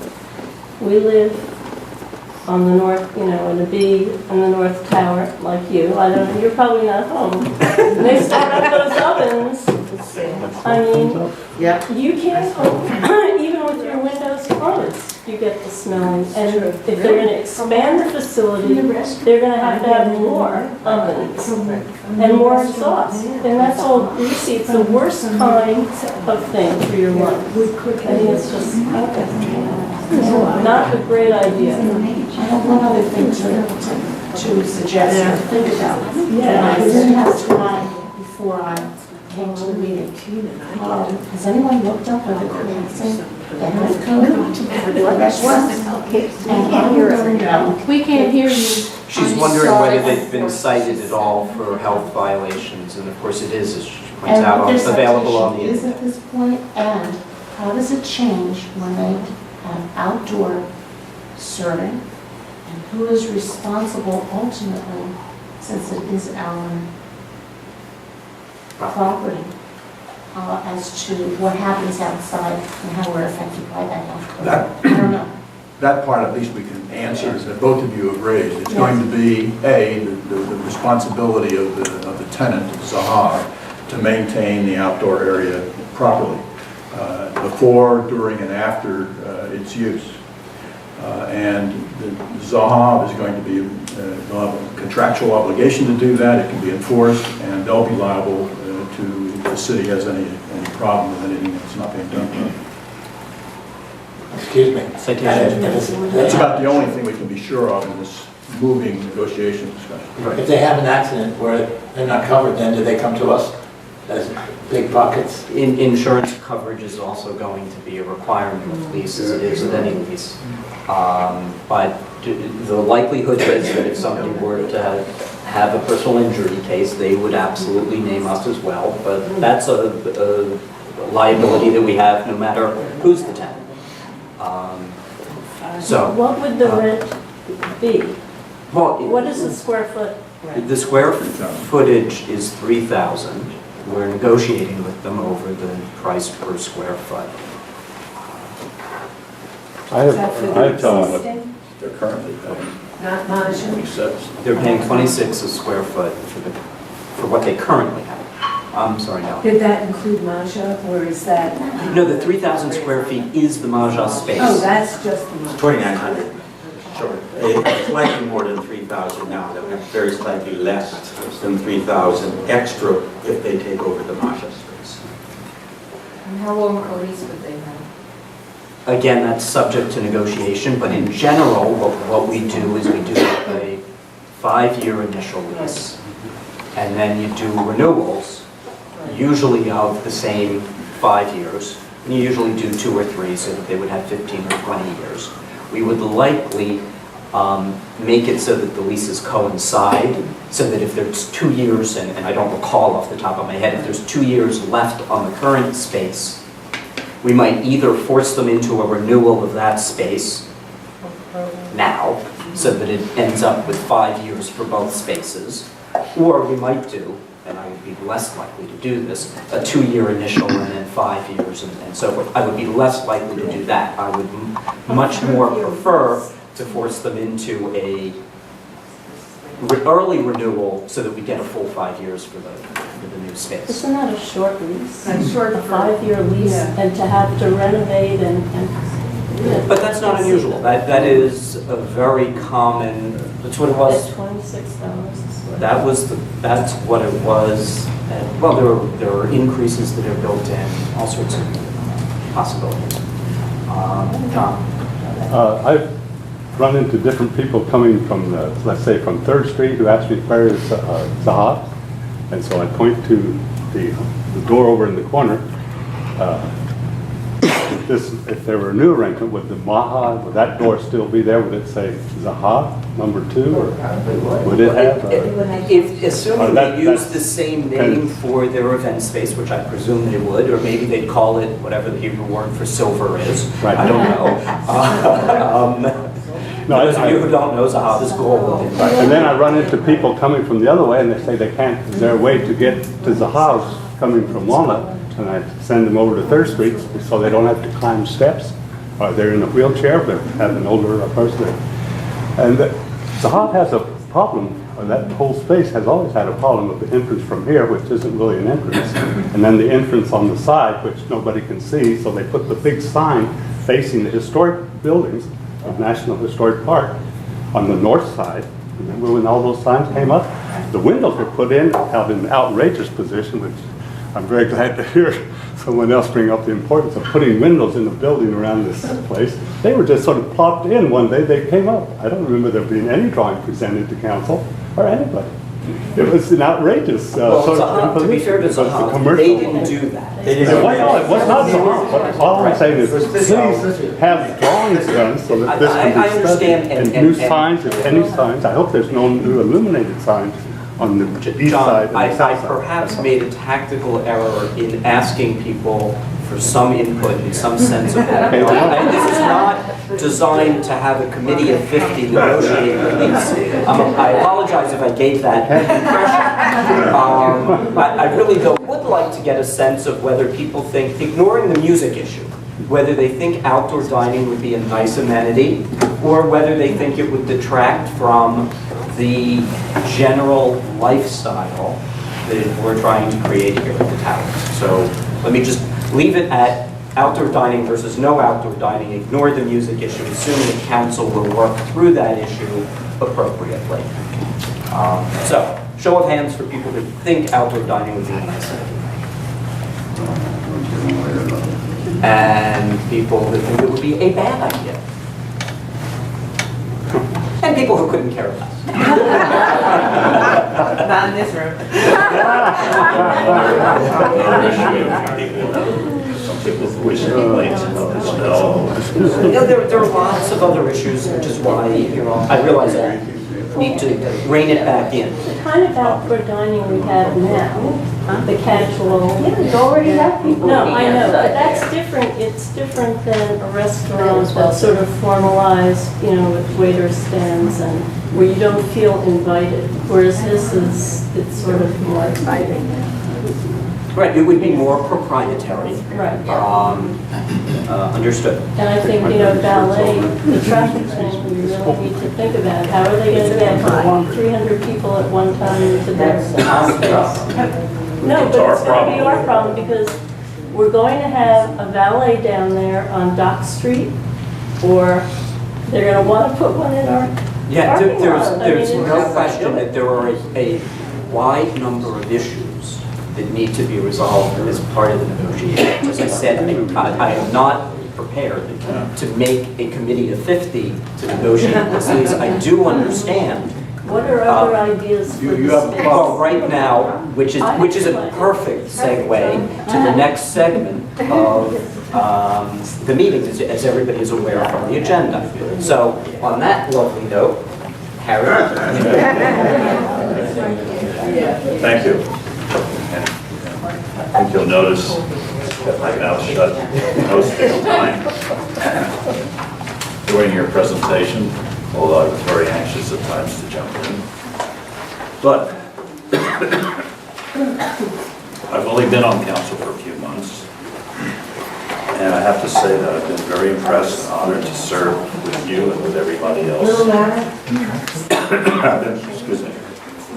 I've been honored and impressed to serve with everybody on council. I think everyone is dedicated, and they're very energetic about doing the right thing for everyone. But when you get dedicated and intelligent people together, there are disagreements. Well, this is one of them.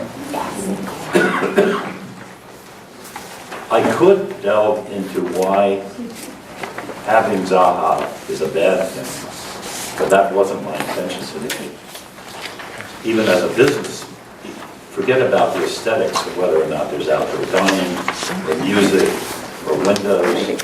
As a businessman, I think it's a bad idea, but I'm not even going to address that at this point. What I am going to address is the wonderful opportunity we have with this large 2,900 to 3,000 square foot facility that's been sitting empty here for several years, as to doing the right thing by it. I introduced in council the thought of converting the Maja space into a new and large community. I did not succeed. It was voted down. However, they were good enough to say that I could bring it up today, and also that if there was a positive expression of enthusiasm from people in the community, they might reconsider. I hope they would reconsider. In order to do that, a petition was circulated. And we will talk about the petition shortly. But I could only come up with, in my mind, 3 reasons why council rejected the idea, aside from the passion of a deal being negotiated, which is not a wise thing to do based on just because you have a deal being negotiated on. The first one is the cost of building a community room, and secondly, of maintaining it. Well, I would say to you that based upon the preliminary specifications that Zaha has asked for us to spend on putting it into a condition where they would then take it over, any community room that we would build would be much less than that as far as cost is concerned. The second thing is that how would we maintain it once we spent the money and rehabbed it? Well, I look at it that it would be basically on a volunteer basis. And you could say, well, what does that mean? Well, there would be costs, there would be lost income. There'd be the lost income that we might have gotten from Zaha if we're successful in negotiating a decent rental from them in today's marketplace. But if you take the rental that they might negotiate, deduct off of it the fact that this room, this wonderful, comfortable, beautiful community room that we're sitting in right now, could much more easily be rented out than that big 3,000 square foot room over there, which is 3 times the size of this. If you take that off what you lost in revenue from Zaha, and you also take off it some revenue you get from renting the new community room to people for showers, birthday parties, etc. The end result would be that it would probably cost amongst 700 plus units roughly less than $50 a year, or roughly less than $1 a week. I don't think that's a lot to have a first-class community. Another reason that it might have been rejected is, well, you know, will it enhance the value of our properties that we have a community room? I think it certainly would, more so than having another restaurant here. And we have, in my opinion, the best swimming pool area in the city. We have magnificent grounds. We have a very, very nice health club we've now put into place. We have underground parking. We have a beautiful neighborhood around us with all kinds of different activities. But you know what? Other than 3 months out of the year at the swimming pool, if you happen to be a member, there's no place for people to meet unless you meet in the elevator. You know, maybe you know your neighbors on your floor, but it's sort of hard to get to know people around this place. I mean, I've lived here now 15 years, and yeah, maybe I'm not the most sociable person in the world, but I think I would have liked to have had the opportunity to meet more people and mingle with more people than we did today. The third reason why council may have rejected it is, hey, we got this room. Nobody ever uses it. Why should we spend all this money with a new big room? Well, I point out to you why nobody uses it. But if we had a room that was multi-functional and could be used for a variety of different activities, you'd be surprised how much it would get used. We passed out 2 documents to you. One is a copy of the petition that was already signed by a lot of people, not as many as I would have liked to have signed it. And the reason for that is nobody that ever was shown the petition refused to sign it.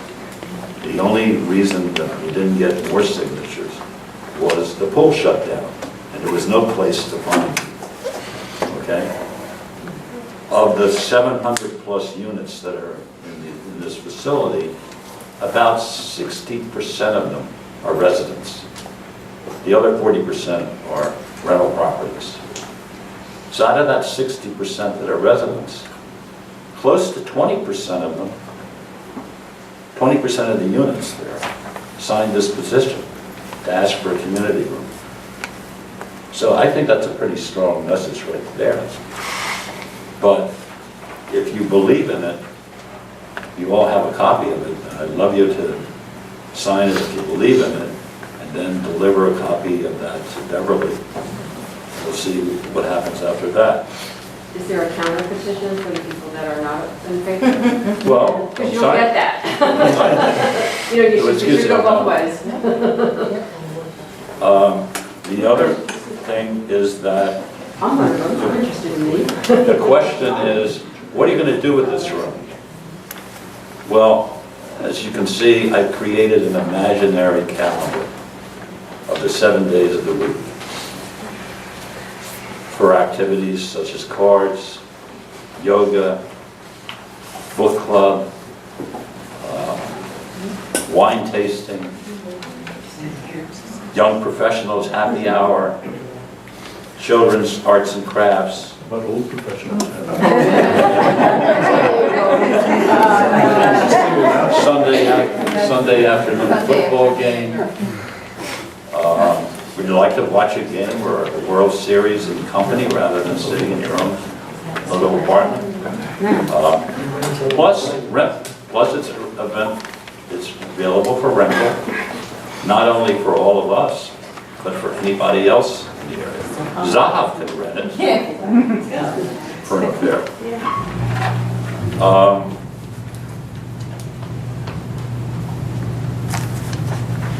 To recap what I've been trying to say, I think the cost of running it is minimal. I think the value to our units, our individual units, would be enhanced by having this community room. And I think that it would be a positive thing as far as bringing us all together into a closer community. The point is that I need to be able to convince council that it's the right thing to do. Yes? Before we take questions, this is a tag team presentation. And Jeremy Siegel is going to present some additional information. I actually have a lot of sympathy for what Harry's saying, but I've looked over the pattern of use of this room, and it's rarely filled for any activity. Very honestly, and I mean, you'd all hope that, oh my goodness, we got 1,000 foot more, 2,000 feet more, everyone's going to flock to it, but I think we really have to think about whether that's going to happen. $50 per unit is $35,000 a year. We're, without mentioning prices, we're negotiating more than that, which every 50,000 is 1% on your assessments, by the way, if you want kind of a benchmark to think about how much it's worth. As far as the initial cost, Harry mentioned it's going to be much, part of it is how much are we going to be asked to do, or what allowance do we give Zahav if we grant the lease? We are thinking in terms of, but this is negotiable, of giving them a lump sum that is not going to be different than what it would cost us to prepare the Maja space for a community room. Also, by the way, I think if you want to make that a community room, you're going to have windows in it anyways. I mean, we were talking about that when we were thinking about, putting the health club in there. So, I mean, to some extent, some of these changes were going to be demanded by either group. Although Maja would be, Zahav would be paying for the windows. Yes. In the Zahav scheme. Well, we would give some allowance. That's part of the mix that we are negotiating with Zahav in terms of doing. I really want to hear from people what they think, and I think Harry gave a very good presentation of the positives. I think he is over-optimistic about filling that 3,000 square foot space with events that would really use it effectively. Before we get to questions, there are at least two people on council who want to add things. First Jim, and then I know Harry wants to say an additional thing or two. Maybe by letting Jim go first, he'll either cover what you're going to say or he'll add to what you want to say. No, I just wanted to add a few things. Because Harry has mentioned that council has declined to go forward with this idea. And there's a couple of other reasons I think that haven't yet been mentioned. First of all, let me address petitions. I've been on both sides of petitions.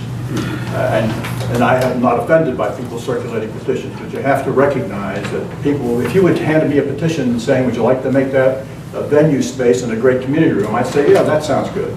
But that's not an informed decision necessarily. So some of those folks who have signed may reconsider it where they didn't know all the facts. But I'm glad that I'm very happy that we're able to discuss it again. Council has not made any decision. And it's not a question of Zahav versus an enhanced community room. They both stand on their own, each stands on its own merits, and there's a third alternative, and that's to do neither.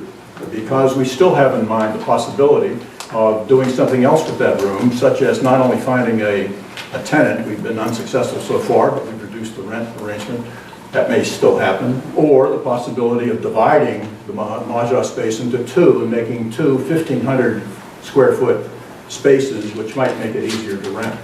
But what I really am concerned about, I liked the idea when I first heard it, of having an enhanced community room which would become a venue space and a desirable space for the community to use for weddings, showers, whatever. The problem I see is the competition. There are a number of places in this area that are venue spaces that seek to attract hotels and so forth, seeking to attract these kinds of events. They're first-class operations. We can only succeed if we're having our own event space, if you want to go into that business. If it's a first-class operation. And my sense is, I've had some conversations, and this is just, it's off the cuff, but I think you're not talking about anywhere near. You're talking about much, much more to make that a first-class space than you are the money that we might give to Zahav as an accommodation to get them to come in as a tenant and pay us rent on a monthly basis for many, many years. You're probably talking $150,000 to $250,000 to make it first class. And then you still are competing because we don't have the kind of automobile capacity, parking capacity that others may have. There are a lot of other reasons, and it may require more security, might require a marketing program, and we're going to compete to try to get people in there because we can only justify spending that kind of money, it seems to me, if it can be a successful venue. And I have some concerns about whether we should go into that business because that's a risk that I don't know that we should be prepared to take. So those are the reasons, I think, some of the reasons, and Jeremy's mentioned a few others, why a majority, I think 4 or 5 of people in council were disinclined to go in this direction. And I would now ask Harry to respond to all that you've heard. Okay. This is sort of fun. First off, I think Jeremy made the comment that sort of naive to think that it's, that it's, all of a sudden, a lot of people are going to go flock to this much bigger space and so forth and so on. And he's absolutely right. We just make a bigger space, nothing's going to happen. Part of my commitment is that for the first year of the organization of this space, I commit myself to help managing, getting started. Am I going to do everything? No, I'm going to look for volunteers to run a book club. I'm going to look for volunteers to have a wine tasting thing and so forth, but I'm not going to be just saying, okay, we passed this, now I go off on my own direction. Nothing's going to happen. I'm volunteering my services. I think all you have agreed that if we did it, you would do what? Wholeheartedly. And give the piano. He's been trying to get rid of that piano.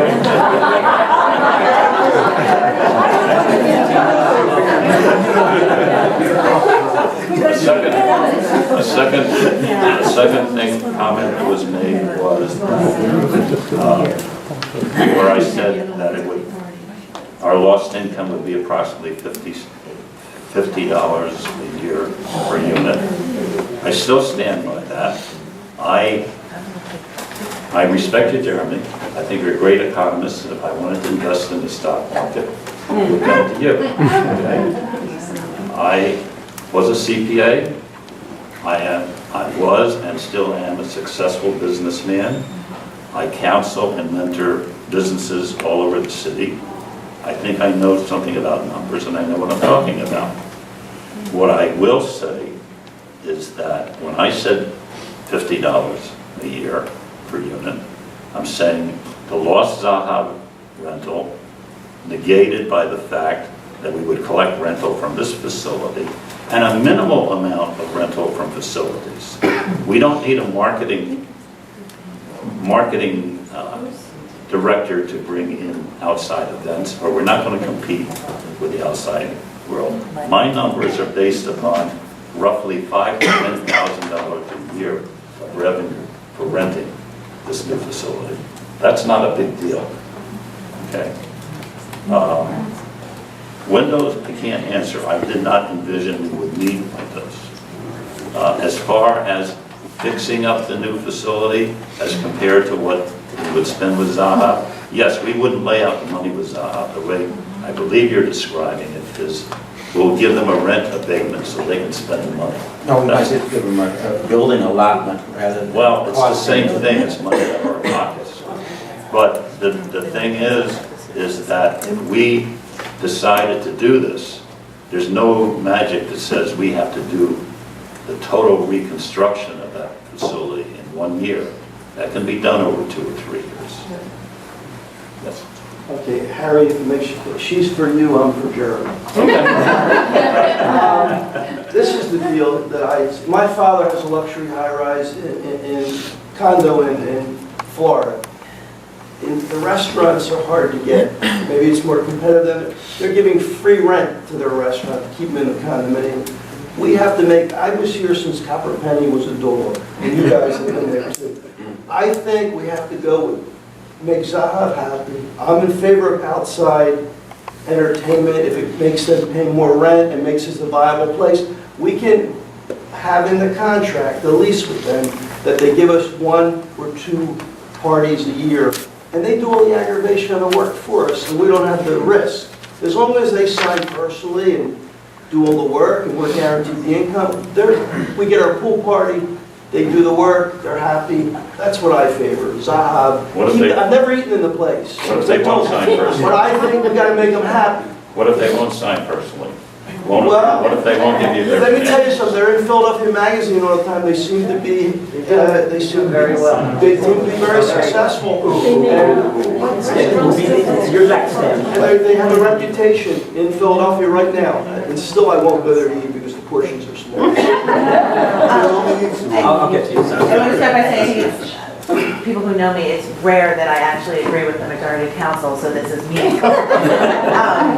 But, I mean, I think one of the questions I would have would be the utilization of the larger space.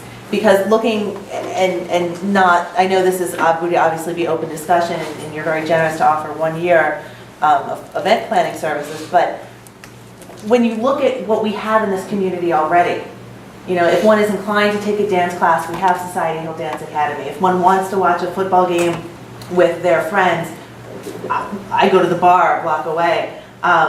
Quite frankly, to movie night, I mean, I guess, what is the utilization of the events that have already happened, and has a survey, a comprehensive survey of the residents been done to assess the potential? Because quite frankly, if you look around this room, I haven't done a head count, but if this is the turnout for a meeting about our money and our largest investment in our pipes and our windows, if this is all you get for this meeting, I sort of have to question how many people are going to come knit on a Tuesday night. Because this room is too small. There's plenty of empty chairs. Okay, thank you. Thank you. Stan. Actually, this gentleman's statement takes to the point I was going to make anyway, and it's about the hub. They are very successful, am I correct about that? Yes. They're written up, they're successful. The question part of my statement is, how long is their lease now left on their lease? As I said, I believe the current lease has 2 years, and then there are renewals on it. But So my question is this, and I've also been in business. Why are you giving them so much of a concession? Why don't you cut the allowance you're going to give them for construction in half and say, this is what we'll do for you? And yeah, I wouldn't say it like I'm saying it here at council, take it or leave it. They're going to take it. You don't think they're going to move out of here? oh no, it's not. It's purely whether they decide to expand. I'm talking about the new space. You're going to give them money to improve the new space? Everyone does. Everyone does? Prepare. To a highly successful business who wants to expand, who needs that space? We don't need to expand that. If you say no to them, we're not going to move out. We are negotiating very tough with them. I mean, Tough is cut in half and not like I'm saying here, take it or leave it. I've seen this work plenty of times in highly successful businesses. Yeah, Stan, we're not worried that they're not going to renew their leases. They don't get the added space. yeah, that's not the point. So what the negotiations really relate solely to whether they expand. And I understand you may feel that in order to get them into the new space, we should not pay anything. And that's fine, I understand, but that's a negotiating. I missed the meeting, I was 150 miles from here. But it's my opinion, they need that space more than we need them. Harry. Okay. Harry had 6 of the signatures on the That's not true. And this is not the first time I've expressed my opinion.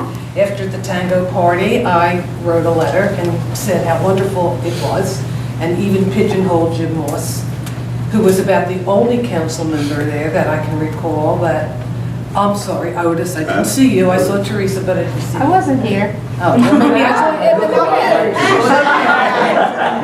saw one of you. Okay.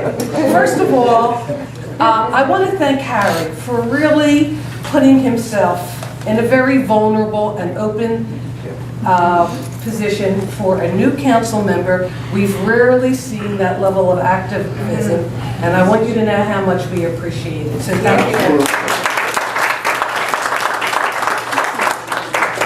Okay, so now here's what I want to say. The word amenity has been bantered around tonight a million different times, so I decided to get a definition. And so the basic definition is the experience of a place as pleasant or attractive. Just like this room. Comfortable or enjoyable feature of place. I don't think so. So, let me tell you how I know that. Because I have rented this room several times in the last 6 months. Sure, it was big enough for the few people that I had, but it wasn't inviting.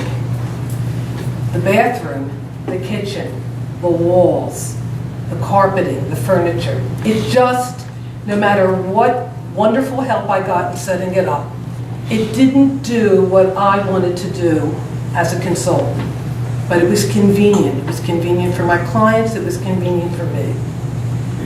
Now let's look at not just that personal experience, but our mutual experiences. We come here for meetings like this, and the woman who said, look at the amount of people, well, we lost a couple, but I noticed when this man came in, he could barely get to his seat. He had to come through here, he had to move a chair, he had to go there. Ronnie and I, Ronnie said he'd come if he could get to the table and have a dessert. He can't get to the dessert. Luckily, I got my water as I came in because you can't do that. So it's not an inviting space to maneuver. That's just tonight. And what about the special events?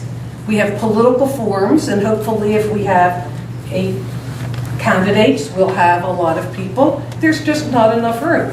50 people in here would make it almost impossible. How about movie night? Well, before we got that extra set of curtains up at the top, you couldn't see the movie because the sun was in your eyes. And the chair was this. After an hour, my sciatica was killing me. So then I noticed they got those chairs. Well, there's only a handful of them. Holiday parties. Well, we frequently have our Hanukkah party here. Sometimes we have our Christmas party. It's, it's okay. It's not great. And voting. So those are the handful of times that we use this space. And maybe we don't use it more often because it's not, quote, an amenity. So, getting back to my definition of amenity as an experience of a place as pleasant or attractive, not all of our amenities have a net profit. We look at the gorgeous, gorgeous grounds and the mums as you drive up and the roses that are blooming. Believe me, that is not a bottom line income producing area. We have a garage. You tell us all the time in the newsletter that it's not meeting its bottom line, but we still have a garage. What about, what? I'm still talking. Juxtapose this against the other space that we used for the tango room. Beautiful, it was not, but useful, it was fabulous. Round tables. For the first time, I could see people, not like a party at the pool that remains territorial. People in the back, I'm up in the upper deck, people are by the pool. You sit with the same people, not at round tables at the tango party. You saw people, you interacted with people, and everybody had a fabulous time. In fact, most of the people that I talked to or sat with were really excited and promised to go home and write a letter. Well, I doubt that anyone but me followed through. But that's not to say that they didn't want to. So just juxtapose that environment. Otis, you always talk about building community. You don't build community in this room, you build community in that room where people can see each other, where people had bright lights so they really could interact. So my bottom line is that a new community room doesn't have to meet the bottom line. It's priceless. Thank you.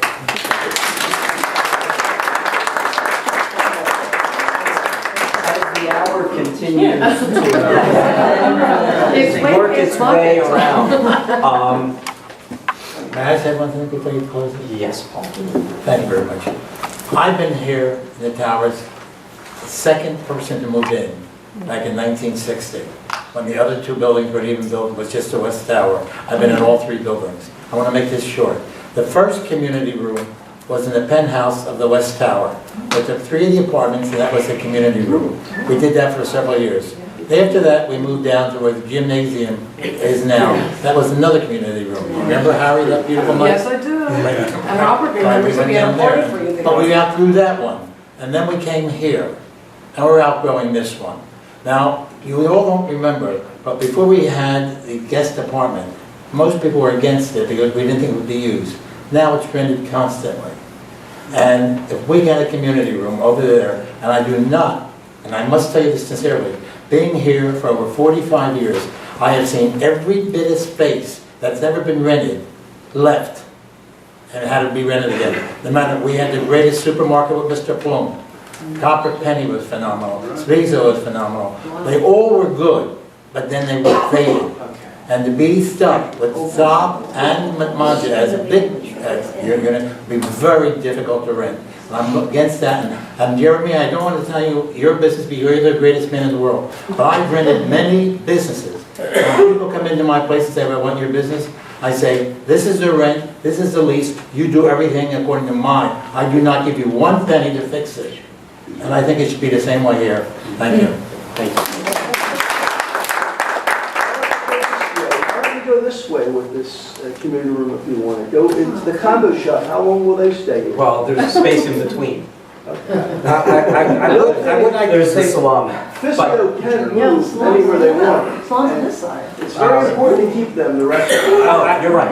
I want to hear from Otis, because no one has been as active and as effective at trying to get people together in groups and activities than I think you have. And that's been one of the things that you have sought to do from the first year you served with us. And I think we all appreciate it. You've been very quiet. And so I'm detecting a little conflict. You may see a little bit of both. But you've been with groups, you know, you saw this whole list. What's your feeling? The only thing I heard new tonight from our discussion that I had not heard before was that Harry was going to be what I think the staff should be. I think part of the work that staff should do is to help people get together. I like doing it, but I think that staff. Now, Harry said that he thinks that he's going to give a year to build it. If I were doing this, I would say, let's build it. Let's build the interest. Let's build the activities. I'll certainly work along with Harry to help build the activities. This is not something, I know, we're talking about it at this moment because we're talking about a space that's about to rent. But working on the activities, council said something I thought was very wise in the beginning. If you want activities, you've got to get volunteers. You, Otis, can't do it. And that's the way I built it. Every activity is not run by me, it's run by the volunteers. Volunteers, it's hard to get out of the 700 houses enough people to volunteer and keep them large and get us, as in any community, as you know, Harry and others, to agree, to work along together, to be congenial with each other. And so I would prefer to see the activities as, almost like you said, I'd like to see this room full. Now, this may be full tonight, but I can tell you, we've had a number of council meetings where I thought important things were being said, and it was half this number. But I believe if Harry works on it, I'll work with him, we'll try to build the activities, we will find a space. Now, will that space be gone at that moment? Maybe, maybe not, because when we say negotiation, we all know this up here. This is negotiate. This is not a done deal at all.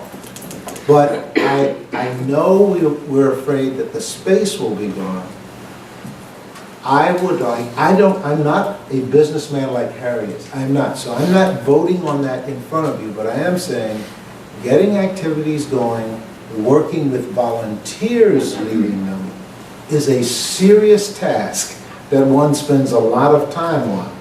And Harry's going to give us a year of his time to do it. That's not just volunteers, that's a whole lot more than that. I think he'll build the activities. I think he'll get the people. I have confidence in that. I really do believe it. But if you ask me now, based on getting volunteers to do it, if we needed a space larger than this for the activities, I'm not talking about the rentals, I'd have to say no. Because we've not filled this room very much, and we've tried, the volunteers have tried hard. It has not been me. I've just encouraged the volunteers. Thank you. Actually, as much as I know people are anxious to have input, there are, believe it or not, 4 items on the agenda still. They No one's are, allowed to to be leave. fair, very quick items. One last comment. It's interesting that 2 nights from now, Wednesday night, the vaccinations are going to take place. Guess where do you have to go to? Not this room, that room. Because this room's not big enough to accommodate it. That's all I want to say. But that's because this year it's free. Thank you, and I do. It always used to be here in plenty of space. There was plenty of space. I appreciate the input that everyone has given this evening and the spirit in which it was given. I think this meeting was a reflection of the respect council has for the owners, and fortunately owners have for council. We really do greatly appreciate that. So before there's a mass exodus for the door, and this is the mundane stuff that council, part of the mundane stuff that council does at every meeting, which is approve the minutes from the prior meeting. So Jeremy, thank you for moving the minutes. Marcia, thank you. Paul, thank you for seconding. All in favor? Thank you. 10-second treasurer report. 10-second treasurer report. Come to the budget meeting. Open budget meeting November 21st. You'll get, of course, letters and the whole budget beforehand. We worked hard and I think done a very good job at controlling costs.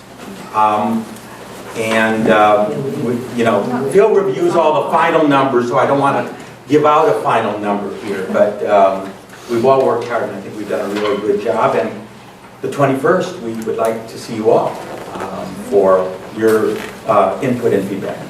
The room is too small. For the budget meeting, the room has never been too small. Excellent.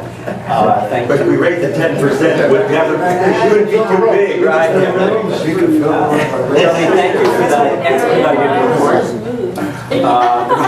That helps. One of the regular items in our monthly book is a report from management. And since we've gotten a very comprehensive report from Phil Harvey this evening on the infrastructure, we're not going to go through that normal process this evening, but there are a whole series of topics that management covers on a monthly basis, ranging from fire and safety issues to security issues, garage operations, all sorts of similar types of things, noise complaints, lockouts, the whole 9 yards. And it is very informative and something we spend a significant amount of time reading in advance of the meeting and then covering in the meeting as well. Then traditionally, the final item in the book is entitled Resident Communications to Council. And again, every month we review those, take them very seriously, send individual answers, which we will do again this month.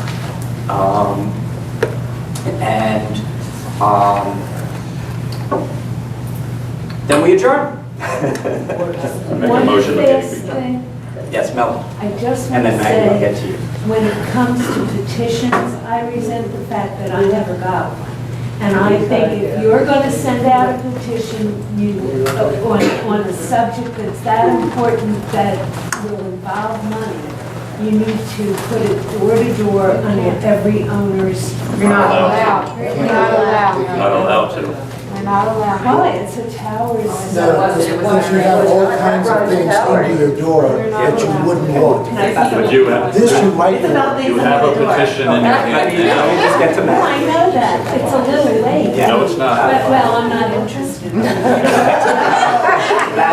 Maggie, shout over the I want to know why the garage door is always down. There's been no communication.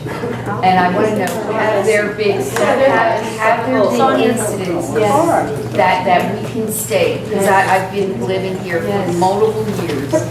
And it's just something I really feel strongly. And I know that there are other garage people. And the door jammed, and there were people that were unable to get out over the weekend. And it's, I don't know, for many years I've lived here and never had a trouble. So if there have been issues, I think we need to share that. My understanding, and it's not a great comfort, but my understanding is the door was inoperable for 45 minutes. I realize that if you need to go somewhere, that's a significant period of time. No, But the door, as all mechanical things, periodically we have problems with it. The door is now out for repairs and will presumably be operable shortly. We have a competing set of interests. Management, based on council's instruction, has told the garage attendants that when they are not in the booth, able to monitor who's coming in and who's going, that they are to close the door. It's a security measure. And unfortunately, and they frequently do close it even when they're in the booth, but at a minimum, they need to close it when they're not there. So it is closed a fair amount. And that's the reality of it. And, you know, unfortunately, it is an inconvenience when it breaks, just as when anything here breaks. But it's under review, you're right. There have been changes over the years, and it's under review, and I was going to ask Dennis why we can't have, instead of one big heavy door, two lighter doors that work together, but you could, not neither as heavy as the one together. In conversation. Yeah, two motors, but half the weight. In conversation with the door people, we have the heaviest